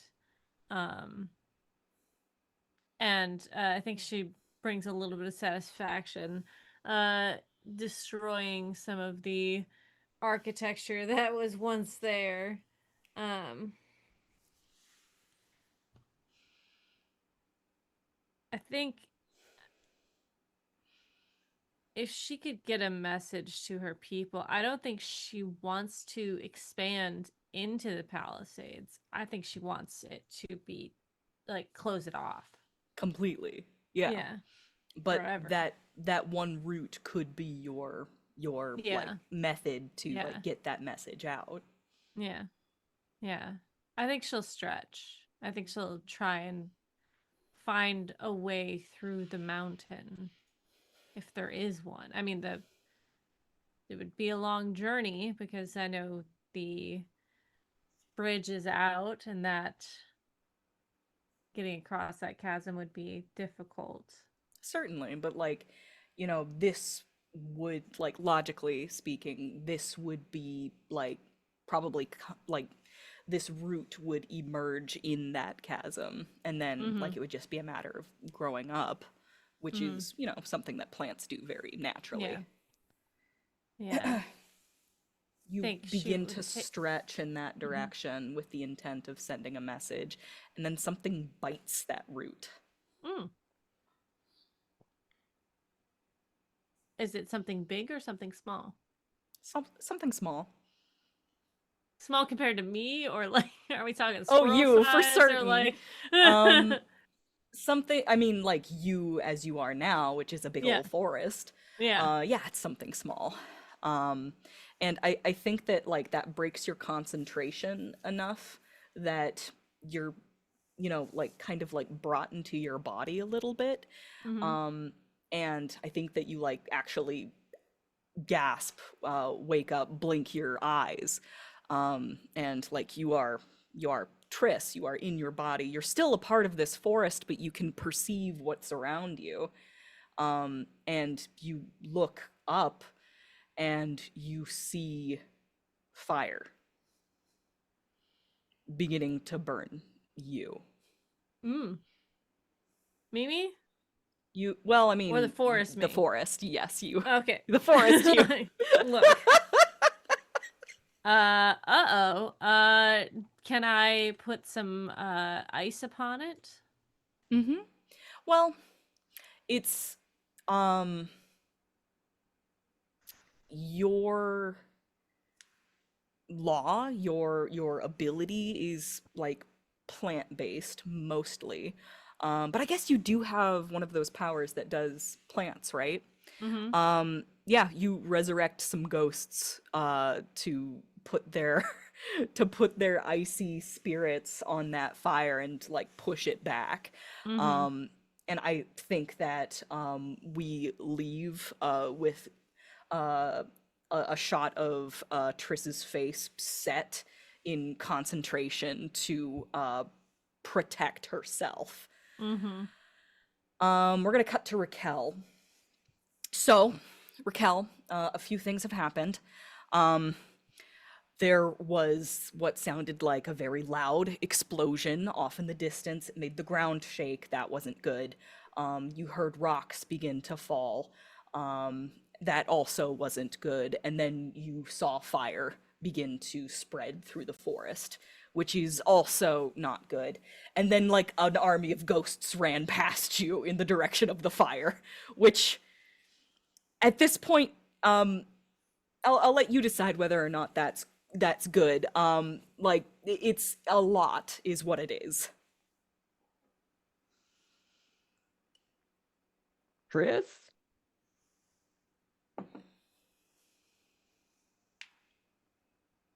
I'm gonna keep on going. Just gonna keep on walking. All right. Gonna keep on Well, going. those ghosts seem to ignore you, for the most part.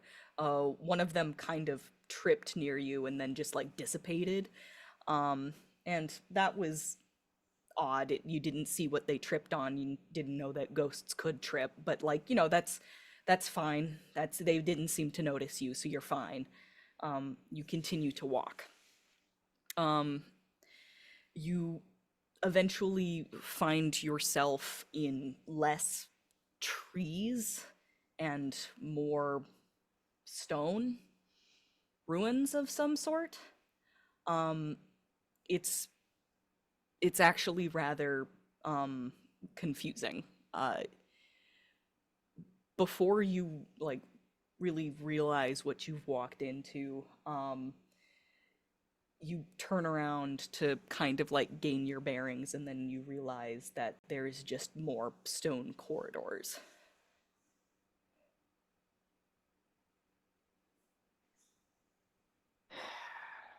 All right. Yeah, I'll keep going. If one thing has stuck in her mind, is that Ruth didn't graduate cave school, but there is another exit in case of a cave-in, and there was a cave-in, so there's Okay. she will continue know, forward looking for that's a another good- exit. That's a good point. All right. Yeah. Okay. Yeah. Ruth did say that, so like that's got to be true. So you continue forward.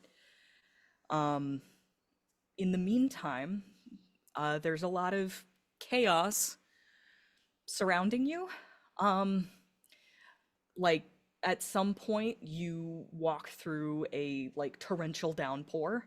At another point there's a lot of wind. At a couple of times you have to turn around because an enormous hedge has grown in front of you and is kind of impassable. And there are multiple moments where the ground shakes beneath you. And you rapidly begin to realize that you are basically in a maze. Like, this is, somebody made this specifically to make you lost.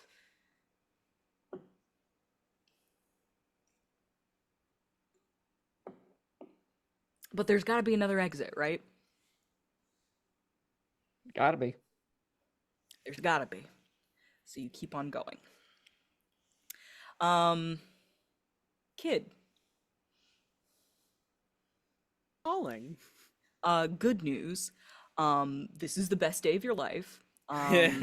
You can fly, and evidently you can control the weather, so that's great. Kid is going to test out what else he can do. He's going to whistle and try to summon that spectral saddlebag that saddle that he had summoned all those episodes ago, and just pull himself along a jet stream. Yeah. Yeah, you're flying around. You're having a great time. Like, are you just like, enjoying yourself, or like, is there any point where you remember what you were here for? Golly. Yeah, sure. Could I? But I mean, like, why would you? Like, this is the best day of your life. It This is literally the best. He essentially just travels around for a bit, Mhm. just looking at everything. Okay. The things that you see. It's mostly just the Gold Coast and the Palisades from like you have to kind of like break through the cloud bank and like, hover a little bit lower to like, realize what you're looking at here. So you get I imagine this is after you have like had your fill of like just flying around the clouds. Yeah. 'Cause, gosh, that sounds like fun. But you go down and you get a good look of what is here. I think the most noticeable thing is the volcano. That might have been you, actually. You might have done that. There is a river of lava that is beginning to kind of roll its way across the verdant countryside, and oh look, there's a fire. Oh, maybe this might coincide with something happening in another player's vignette.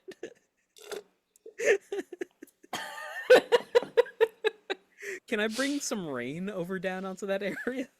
Oh yeah, absolutely. A flood begins to sort of like ravage the countryside.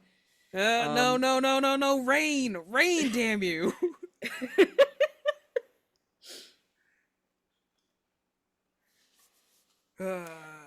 Well, Triss, the fire is out, but now those roots are flooded.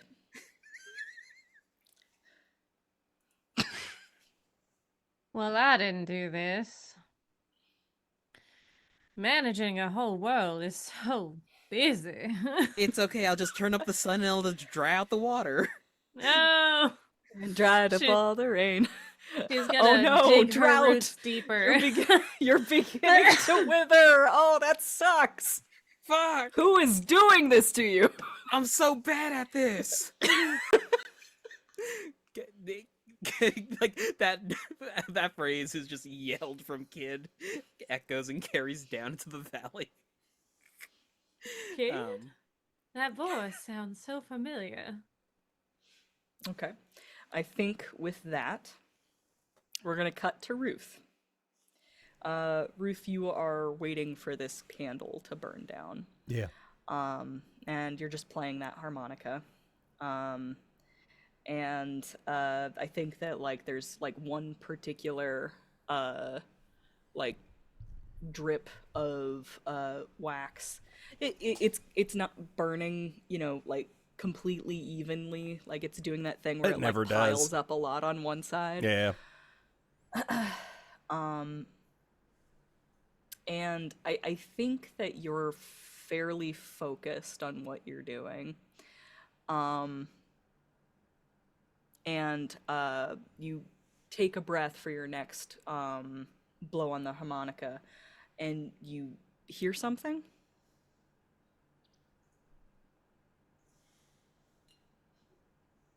Just in between licks. What does it sound like? A voice. Getting closer. Footsteps. I think Ruth will he'll set out a second candle. Like, make sure to light that one, stick it next to the first, and he'll just keep playing. and just kind of be looking in the direction of the footsteps when he can. As he's playing this, now that he's hearing footsteps, would he be able to imbibe the harmonica song with a little bit of law, like he saw Kid do, to see if it goes anywhere, if it does anything? Okay, yeah. What do we normally roll for you for law? Nature, because I am not good at regular book smarts. I'm a street smarts kind of guy. Sure. All right, yeah, go ahead and roll me a nature. Street smarts. How does that? A 14. 14. For some reason, thinking of Kid gets you a little bit choked up right now. He had so much to live for, but his story will live on inside of me. Oh my god. Rakel. There was the distant sound of a harmonica at some point. But it's being kind of like overshadowed by the sound of like torrential rain and thunder off in the distance.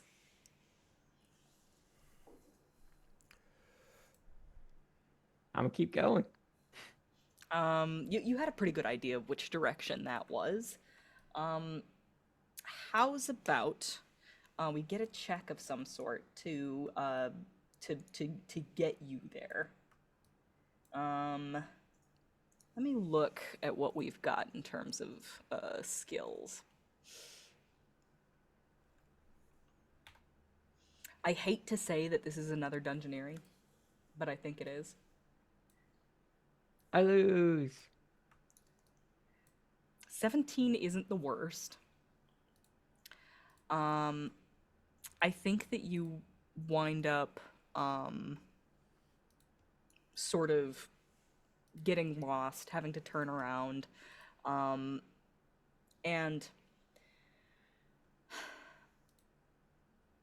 at some point you realize that the labyrinth is actually moving, because like you come to the end of a pathway, like realize it's a dead end, and then turn around to leave, and like you literally watch a wall move into place.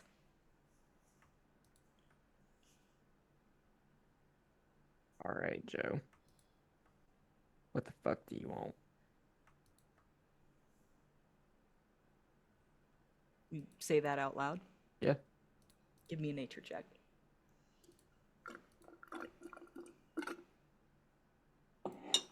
Okay. Ruth. Yeah. You hear that? Huh?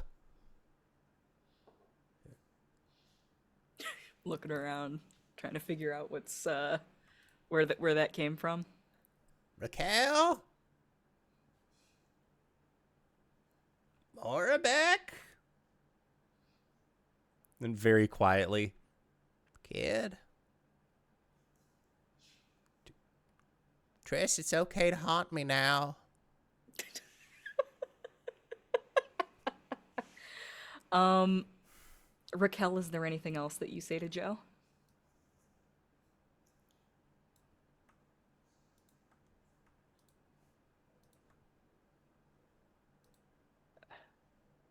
There ain't a need for all this bullshit. Ruth, you hear that again, and it's coming from in front of you in sort of a hissing, crackling voice. And you look down, you see the image of Rakel as a flame on top of the second candle. start pulling out more candles. How did you get in there? He'll set up another candle, light it, be like this one's Kid, and he'll like put like at this point there are like little rock structures, and for Triss there are like some twigs sticking out of it. Oh, for no. Kid there's like a tiny little piece of string that looks like We're a going scarf. full Castaway. Oh yeah, he's been alone for 20 minutes. Like, It did not take very long. Well, 20 minutes that you know of. yeah. Have 20 you found a minutes that I was volleyball they awake. can write a face on? Yeah, he's gonna use gold to like make little decorations for 3 different candles. But pointedly, the original candle that he lit, he is not decorating, and he is just letting burn. Okay. All right. This is a waste of time for all of us.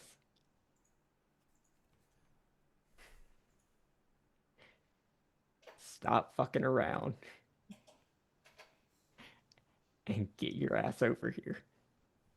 But how do I get through the tiny flame candle, Rakel? How do I get through the tiny flame? You're always I don't so know what smart. you want from us.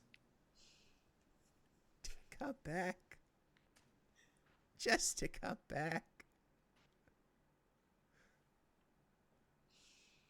Then we could figure out what's in this deep dark mine together. What do you think, Candle Kid? I think this is a pretty good idea. Oh my god. Okay. What do you think, Candle Kid? Oh, was that directed at me? Oh, sorry, just actual Kid. Yeah, let's cut to him. Okay, I've workshopped. I expected Ruth to be sad, but this is sad in an entirely different way. Okay. Kid. The best way I can describe it is Kid has talked himself into an Ouroboros of good intention. So he's muttering, so if I send snow, it'll send an avalanche, which will freeze everything, which means I have to make fire, which would put fire to the forest, and then I'd flood it all over again, and then I'd turn on the sun, which would make everything hot, and then I'd send more snow. Okay. I feel like you just like making these plans are even like Rapidly change. accidentally sort of like exerting that on your surroundings. No, fuck, and shit, no. And because of that, Triss, I think you're able to triangulate the source of all of this chaos. Kid, stop doing whatever it is that you're doing. I'm trying to fix Just things, but it's not clear skies. Clear skies. Triss, you're gonna have to do something about this. Okay. God, what the fuck am I gonna do about this? I am a forest. There's a I'm peal of thunder in the background. I mean, you've got access to ghosts, and there's a lot of like weird fucked I up thought there were plants in ghosts the here. D&D universe. You Um, brought some with you. Okay. Enough to use your powers, right? Yes. You don't have your own ghosts. Store-bought is fine, too. I am going to try to calm Kid by bringing forth. Did Cook go away? Yeah, I think he did. Yeah. But your powers are awfully good now. You're a lot more powerful than you were before. You're a goddamn forest. Maybe you can get Cook. I'm gonna try to bring forth Kid's family.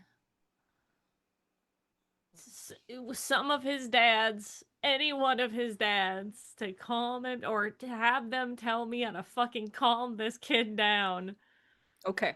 Are you actually doing this, or are you conjuring an illusion of some sort to try and like get Kid to calm down? Do I you have want to no actually idea summon what a his ghost? dads look like. Okay, cool. Right. Okay, got it. Do you actually want to summon a ghost then? I do. Okay, I don't cool. know how else to. I Give don't. me I'm trying to give think me of that nature check then. I am trying to think of any way to calm Kid down. I don't know any songs that he knows. Okay. 28.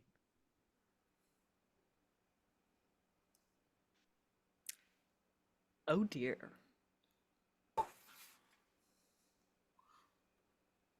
Says a voice next to you. Oh. A spirit in a striped shirt. Actually, it's a striped shirt, but he also has like a button up with like flowers on it. And he's like pulling off some sunglasses and putting them on top of his head, and then like putting his readers back on. It's Cook. Go get your son and tell him to calm the fuck down. Oh, okay. Sorry, I'm trying to catch up on what exactly is going on here. She motions to the sky. Did you do something with your leaves? Not important. Please. Please. Um, he like looks up and goes, "Oh, okay. Hmm. I don't think I'm one of those flying ghosts. Do you have some sort of method of I will propellant?" raise him above with the branches that I am to bring Okay. him above the canopies. You grow a tree, I'm with Grooting. Cook. Yeah, you're Grooting. We are Groot.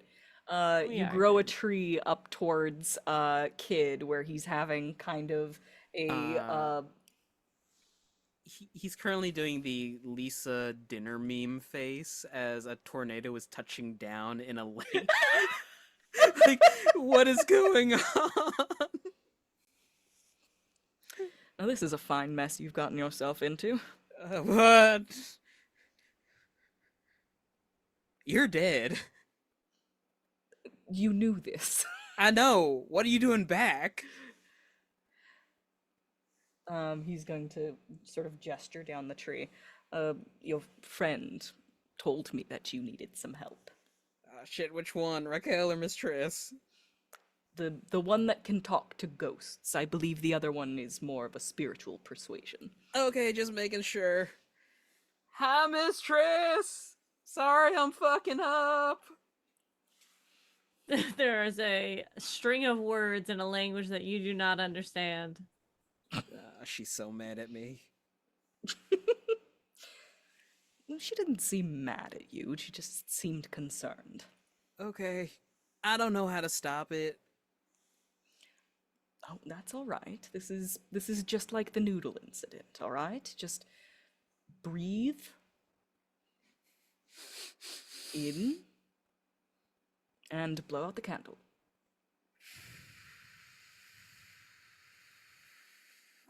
The breath lasts for like 30 seconds. Yeah. he gets out his pocket watch and like checks it. All right. I am going to leave this forest alone. I'm setting it to a nice sunny day that is about 70 degrees in temperature, 30 degrees Celsius. And I will leave it at that and will not touch the weather anymore. And this is the law I am putting onto myself. Can't we do like just at least partially cloudy? You know, just like sun seems a bit harsh, doesn't it? Turns a mental dial down in his head and it's like a dimmer shade. That's nice.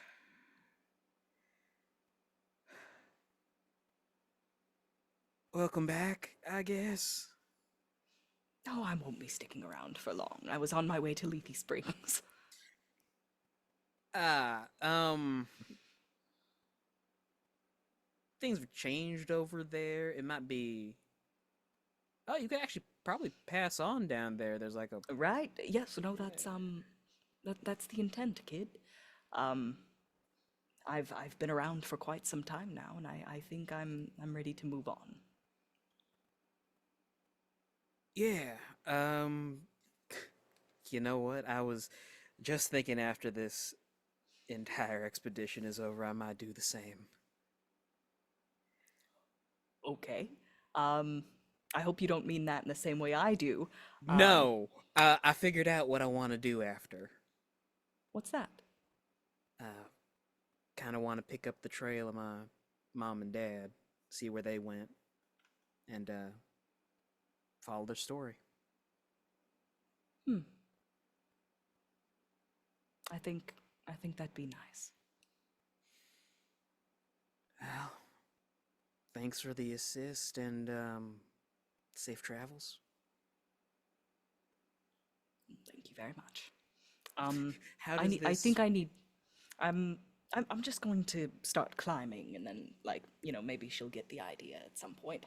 Wait, can't I just? And he'll try to grab onto. um, I think that he like slaps your hand and like gives you like a very like stern like no. Sorry, I can't die anymore, but I'm just gonna climb down. You slapped me. Just your hand. No, wait, how's that possible? You're a ghost. Tris starts bringing him down. Just lowering himself down as well. Okay. Okay. What the Okay. All right. hecky? What the hecky indeed. Rakel. This guy is not responding to you. In fact, seems like this Joe guy is fucking with you. It's actually starting to piss you off a little bit.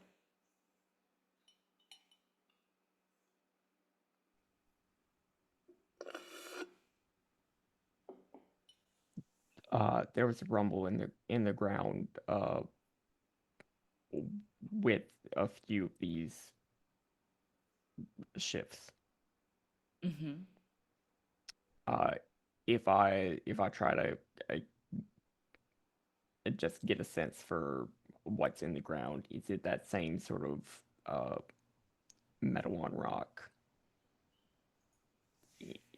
sound, but no presence? Can you be more specific? I'm not sure I understand. Whenever we first went into the cave, Mm-hmm. I wanted to try and get a sense for the spirits. I didn't find anything except the sound of metal on rock.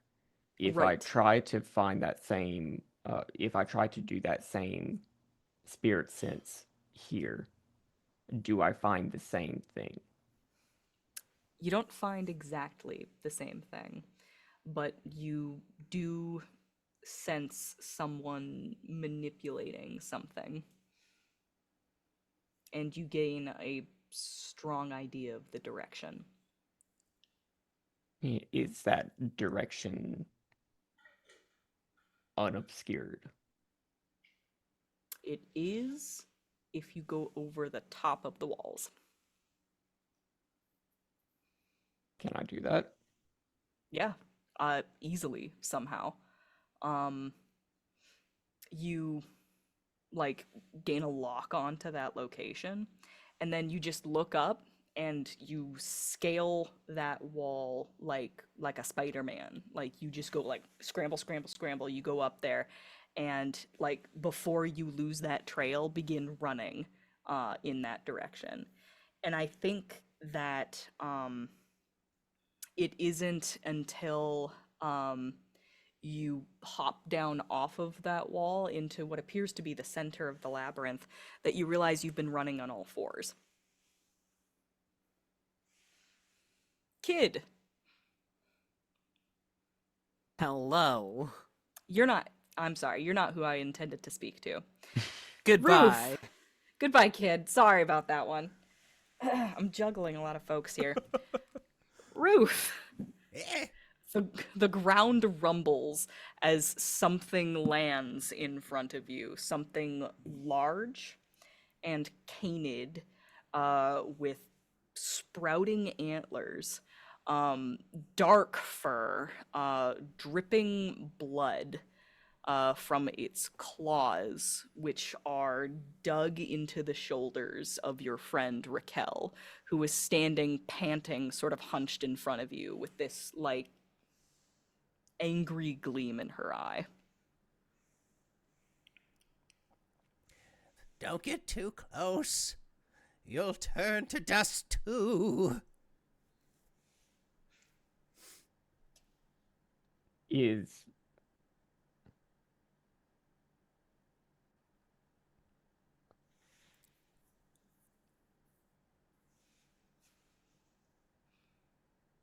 is I mean, is Ruth the thing that I got locked on to? Yes. You're standing in front of Ruth, who is acting more erratic than usual, and appears to be looking at something above your head rather than into your eyes. What the fuck are you doing? Are you real? If you're a ghost and Triss sent you, you have to tell me. I am not a ghost that Triss sent. Have you seen Triss? Yes. If only for a moment. Okay, The and then you floor got broke separated? open.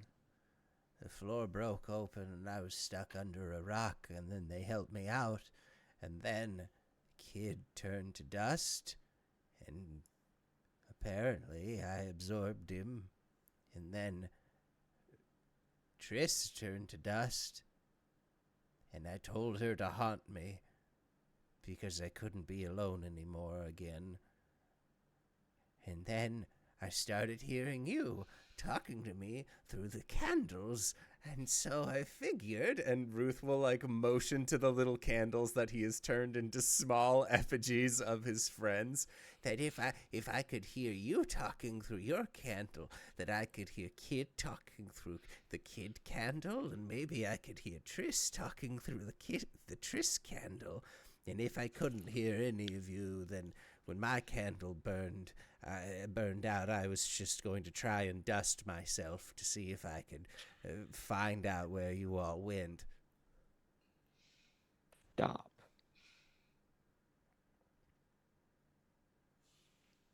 You're spiraling. Pretty hard, yeah. That's affecting us all.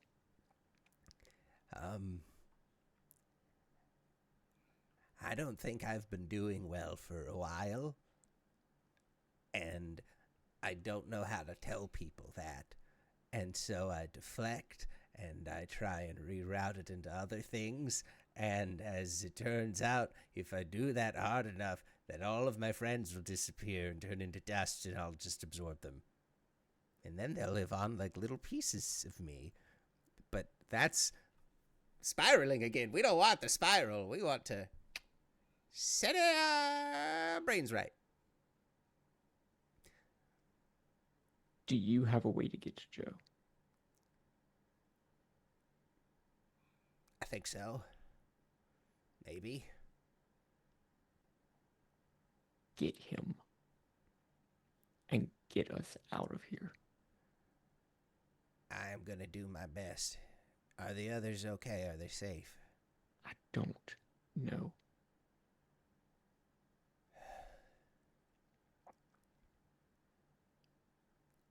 And Ruth will take a candle and then dust up a like metallic bowl that has a little cut into the bottom to set the candle into to create more of like a spotlight. And then he'll like extend it around the cave that they're in, see if there's any entrances or exits. Okay. I feel like when you do this, like the effect,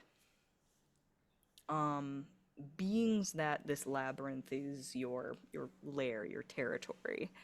When you send that spotlight out through the walls of it, it like creates a hole through the walls. Like everywhere that spotlight lands, it just like cuts directly through the walls and like makes them like not exist wherever that spotlight is.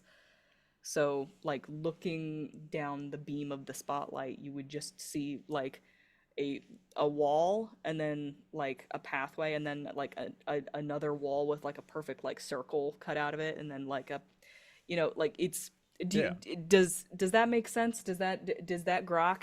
I've played a game about digging a hole. Yeah, sure. Yeah. But it's like wherever you point the spotlight, like you're moving the hole. Yeah.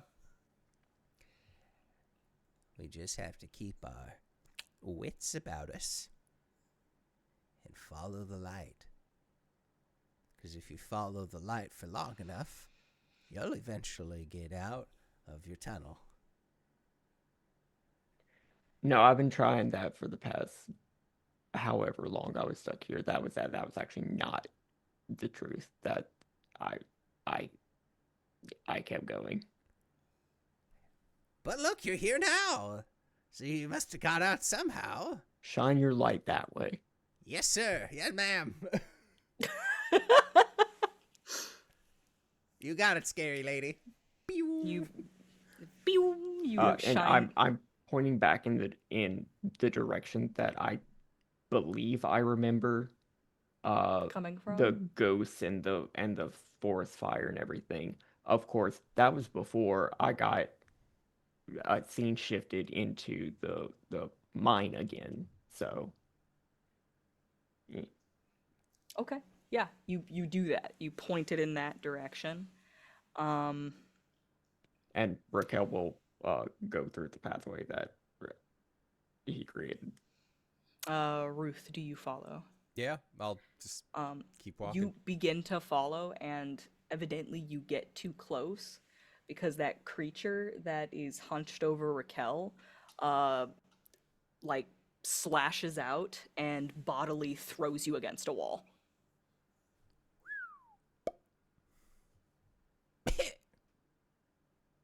Maybe I just stand farther back, because then the light will be bigger, and it'll make a bigger hole. Sounds great. He'll just sit back down. Be like, it's okay, Candle Kid. We're gonna make it out of here, okay? I trusted you implicitly, Ruth. I know you did, Candle Kid. That's why I would... You, me, Candle Triss, we're all gonna get out, okay? I think at this point, like, Ruth is, like, literally, like, animating the candle, like, you know, without Using a realizing little bit of it. law. Yeah. It's like, it's a Beauty and the Beast of just like, we'll get out of here, okay? Oh my god. Okay. Rakel starts walking down the path that Ruth has made with his spotlight. Ruth, are you gonna follow? Yeah. At a but distance? At a distance, and he'll make a little candelabra. But he only knows how to make a 5-point candelabra. He doesn't know how to make a 3-1, or I'll say. So he'll have Triss, he'll have Kid, and then he'll make them 3 little friends that he'll call Rudy, Tooty, and Shooty. Incredible. Wow. That way they're not so alone.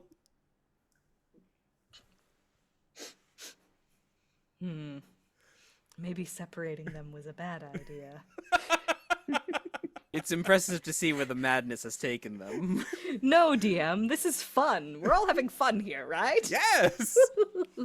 At least one of us Okay. is. Okay. I'll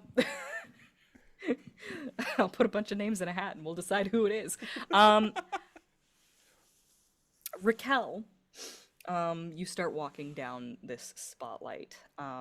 And Ruth, you're following at a distance with all of your new little friends. Contraptions. And I think that, like, you gain a little bit of insight from watching Rakel walk in front of you. First of all, she seems a little grumpier than usual. Second of all, she doesn't seem to be aware of this thing that's got its claws in her shoulders. And it looks familiar. It looks a bit like that antlered wolf that she summons from time to time.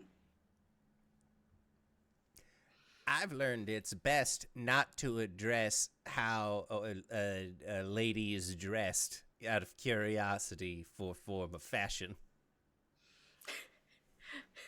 And lo, he does not.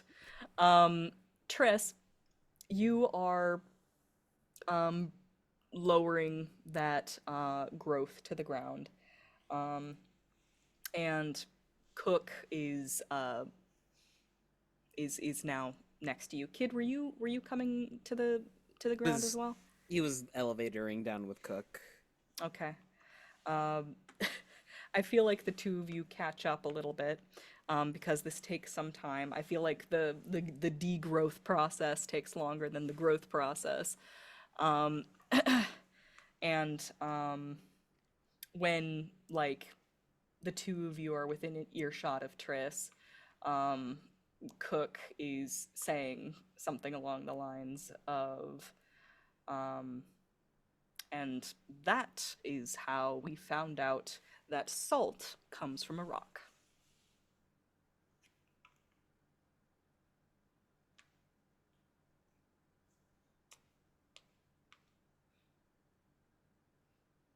I'm sorry. This is a riveting conversation. Sorry, I'm just trying to keep you as bored as possible. It seems that if you're too interested in what's happening, it makes things flare back up again. Oh, yeah, good point. Well, you're too interested. Bring it back just a little bit more. He'll begin rambling. So yeah, we went after Lethe Springs, which now doesn't have a soul-fueled death engine attached to it. We rode a flying train. Did you know that trains can fly and they are actually an organic species? I did not. That's a thing I didn't know. Yeah, we found that out. That sucked. Met a werebeaver, nice fella. Little weird. Told us not to eat any faceless fishes, and then they're finally ground level. Triss, did Ruth kill us? You don't recall Honey. that at all. Okay. Oh. That did not happen to you. Okay, cool. Triss, what happened? Where's the door hole? I have no idea what's happening, but my whole body is this forest right now, and I feel great. Oh, he'll levitate off the ground a little bit. When could you do that? 15 minutes ago when I shot out of a volcano. I feel something is happening to us. Look at my law. See what's going on. All right. He covers his eyes and reaches hand out. Roll Arcana. Ever the gentleman. 31. What's Triss's law? What do you mean? Like, if you could define her law with one word, what would it be? Spooky? I mean, like, I'm trying to have him figure out what the hell is happening with me being a forest. Right. Well, then maybe it's something, like, less, like, wordy and more concept-y. And it's more about, like, the concept of, like, death, life, rebirth, how all of nature is a cycle, and, like, all new things grow from the bones of dead things, and, you know, that sort of thing. It's less a word and more a concept. That's the first thing you see, kid. That's the face of it. But you know what? It's awful familiar. It feels a lot like the Compass Rove's laws. I look down at mine. Does it have the big word freedom across it? Sure does. Fuck. But I think you already knew that one. I think that one's written on your bones. Do I have a badge anywhere on me? I mean, if you want to. Just like, can I inspect that? Inspect myself? Like, are we becoming like the new Rose? Is what's going on here?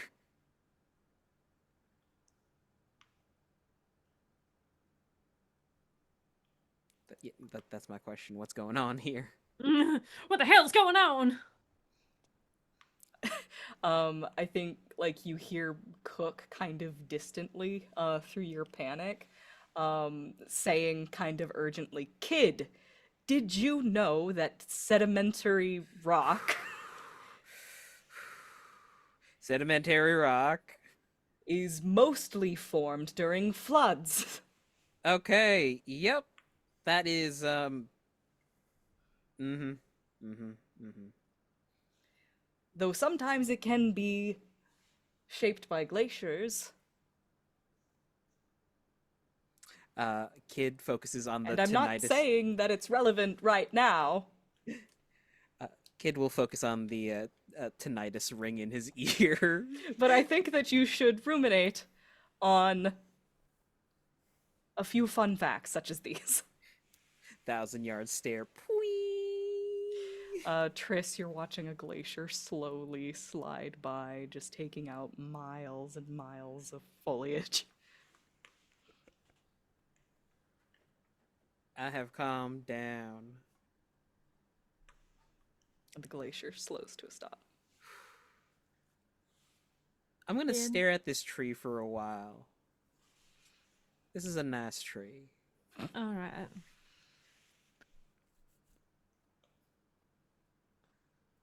I'm going to try and grow back what was lost. Okay. I'm taking over this fucking glacier. Okay, you start like growing your way up the glacier. And I think that like you start to like focus into that and become less aware of what's happening around you. When like you know are starting to like regain control, you're putting things back in order. Like if you grow some strong woody branches around the glacier, you'll eventually break it back down. And the melt will be good for the roots, and that'll be nice. And you know, whatever animals were killed in its passing will provide nutrients for the soil. It's all gonna be fine. You're back in control.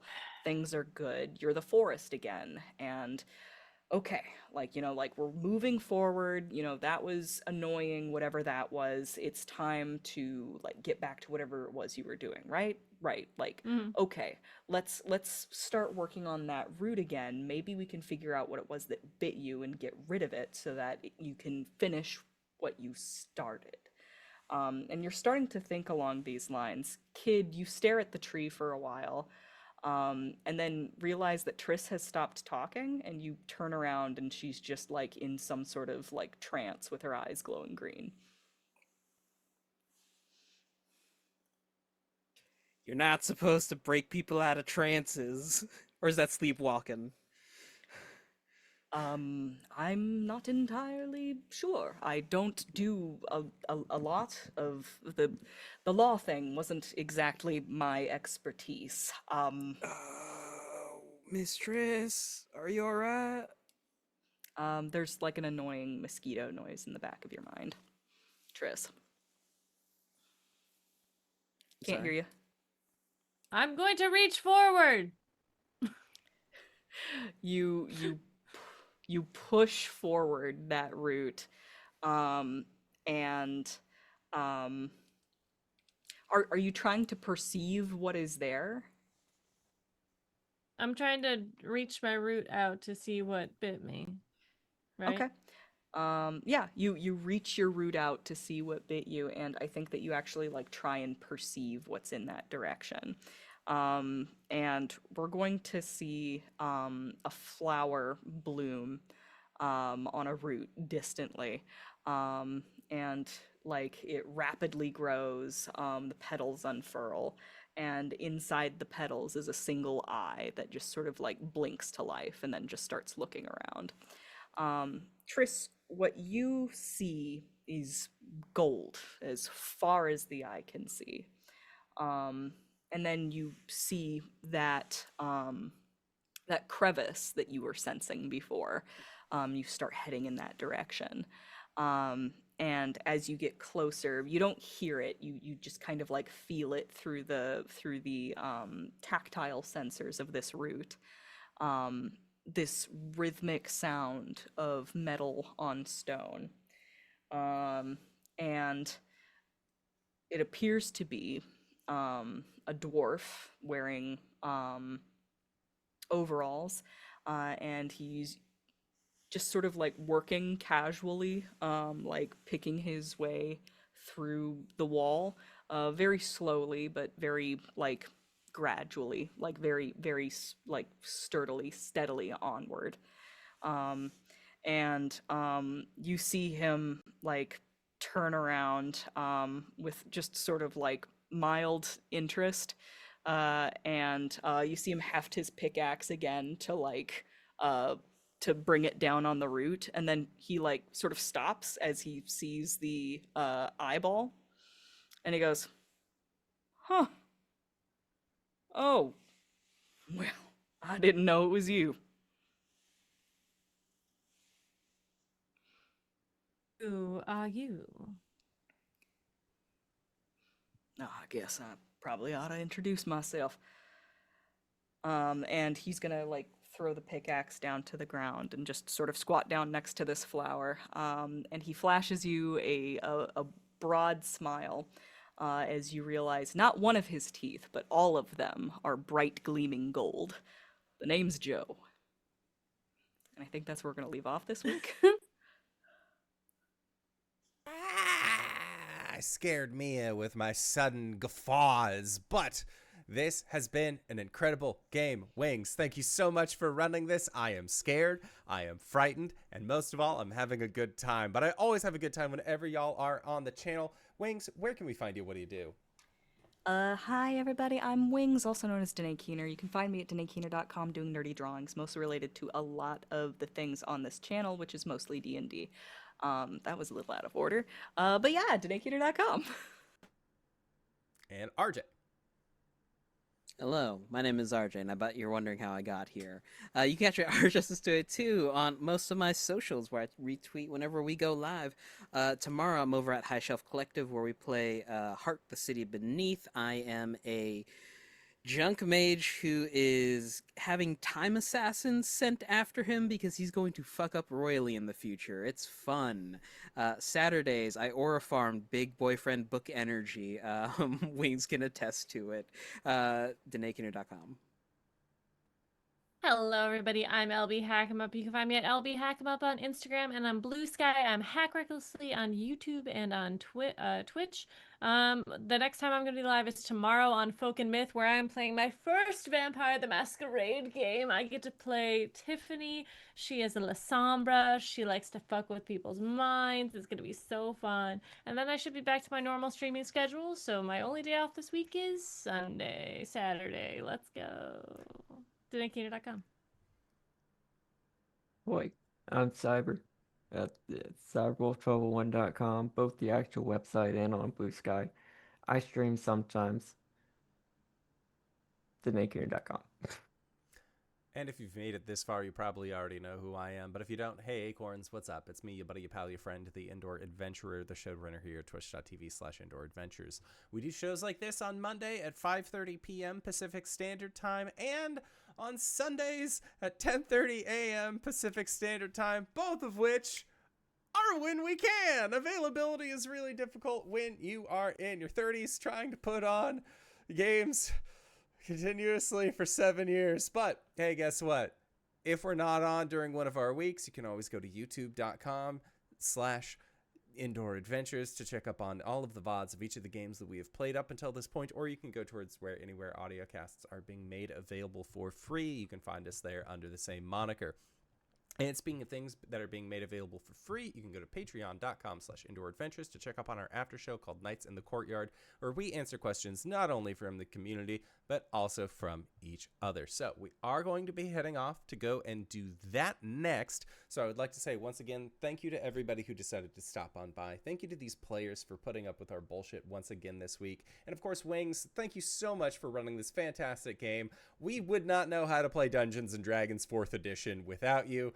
I appreciate you being here as often as you have been. Thank you so much. And of course, we will see all of you next time. All right, everybody. Bye-bye.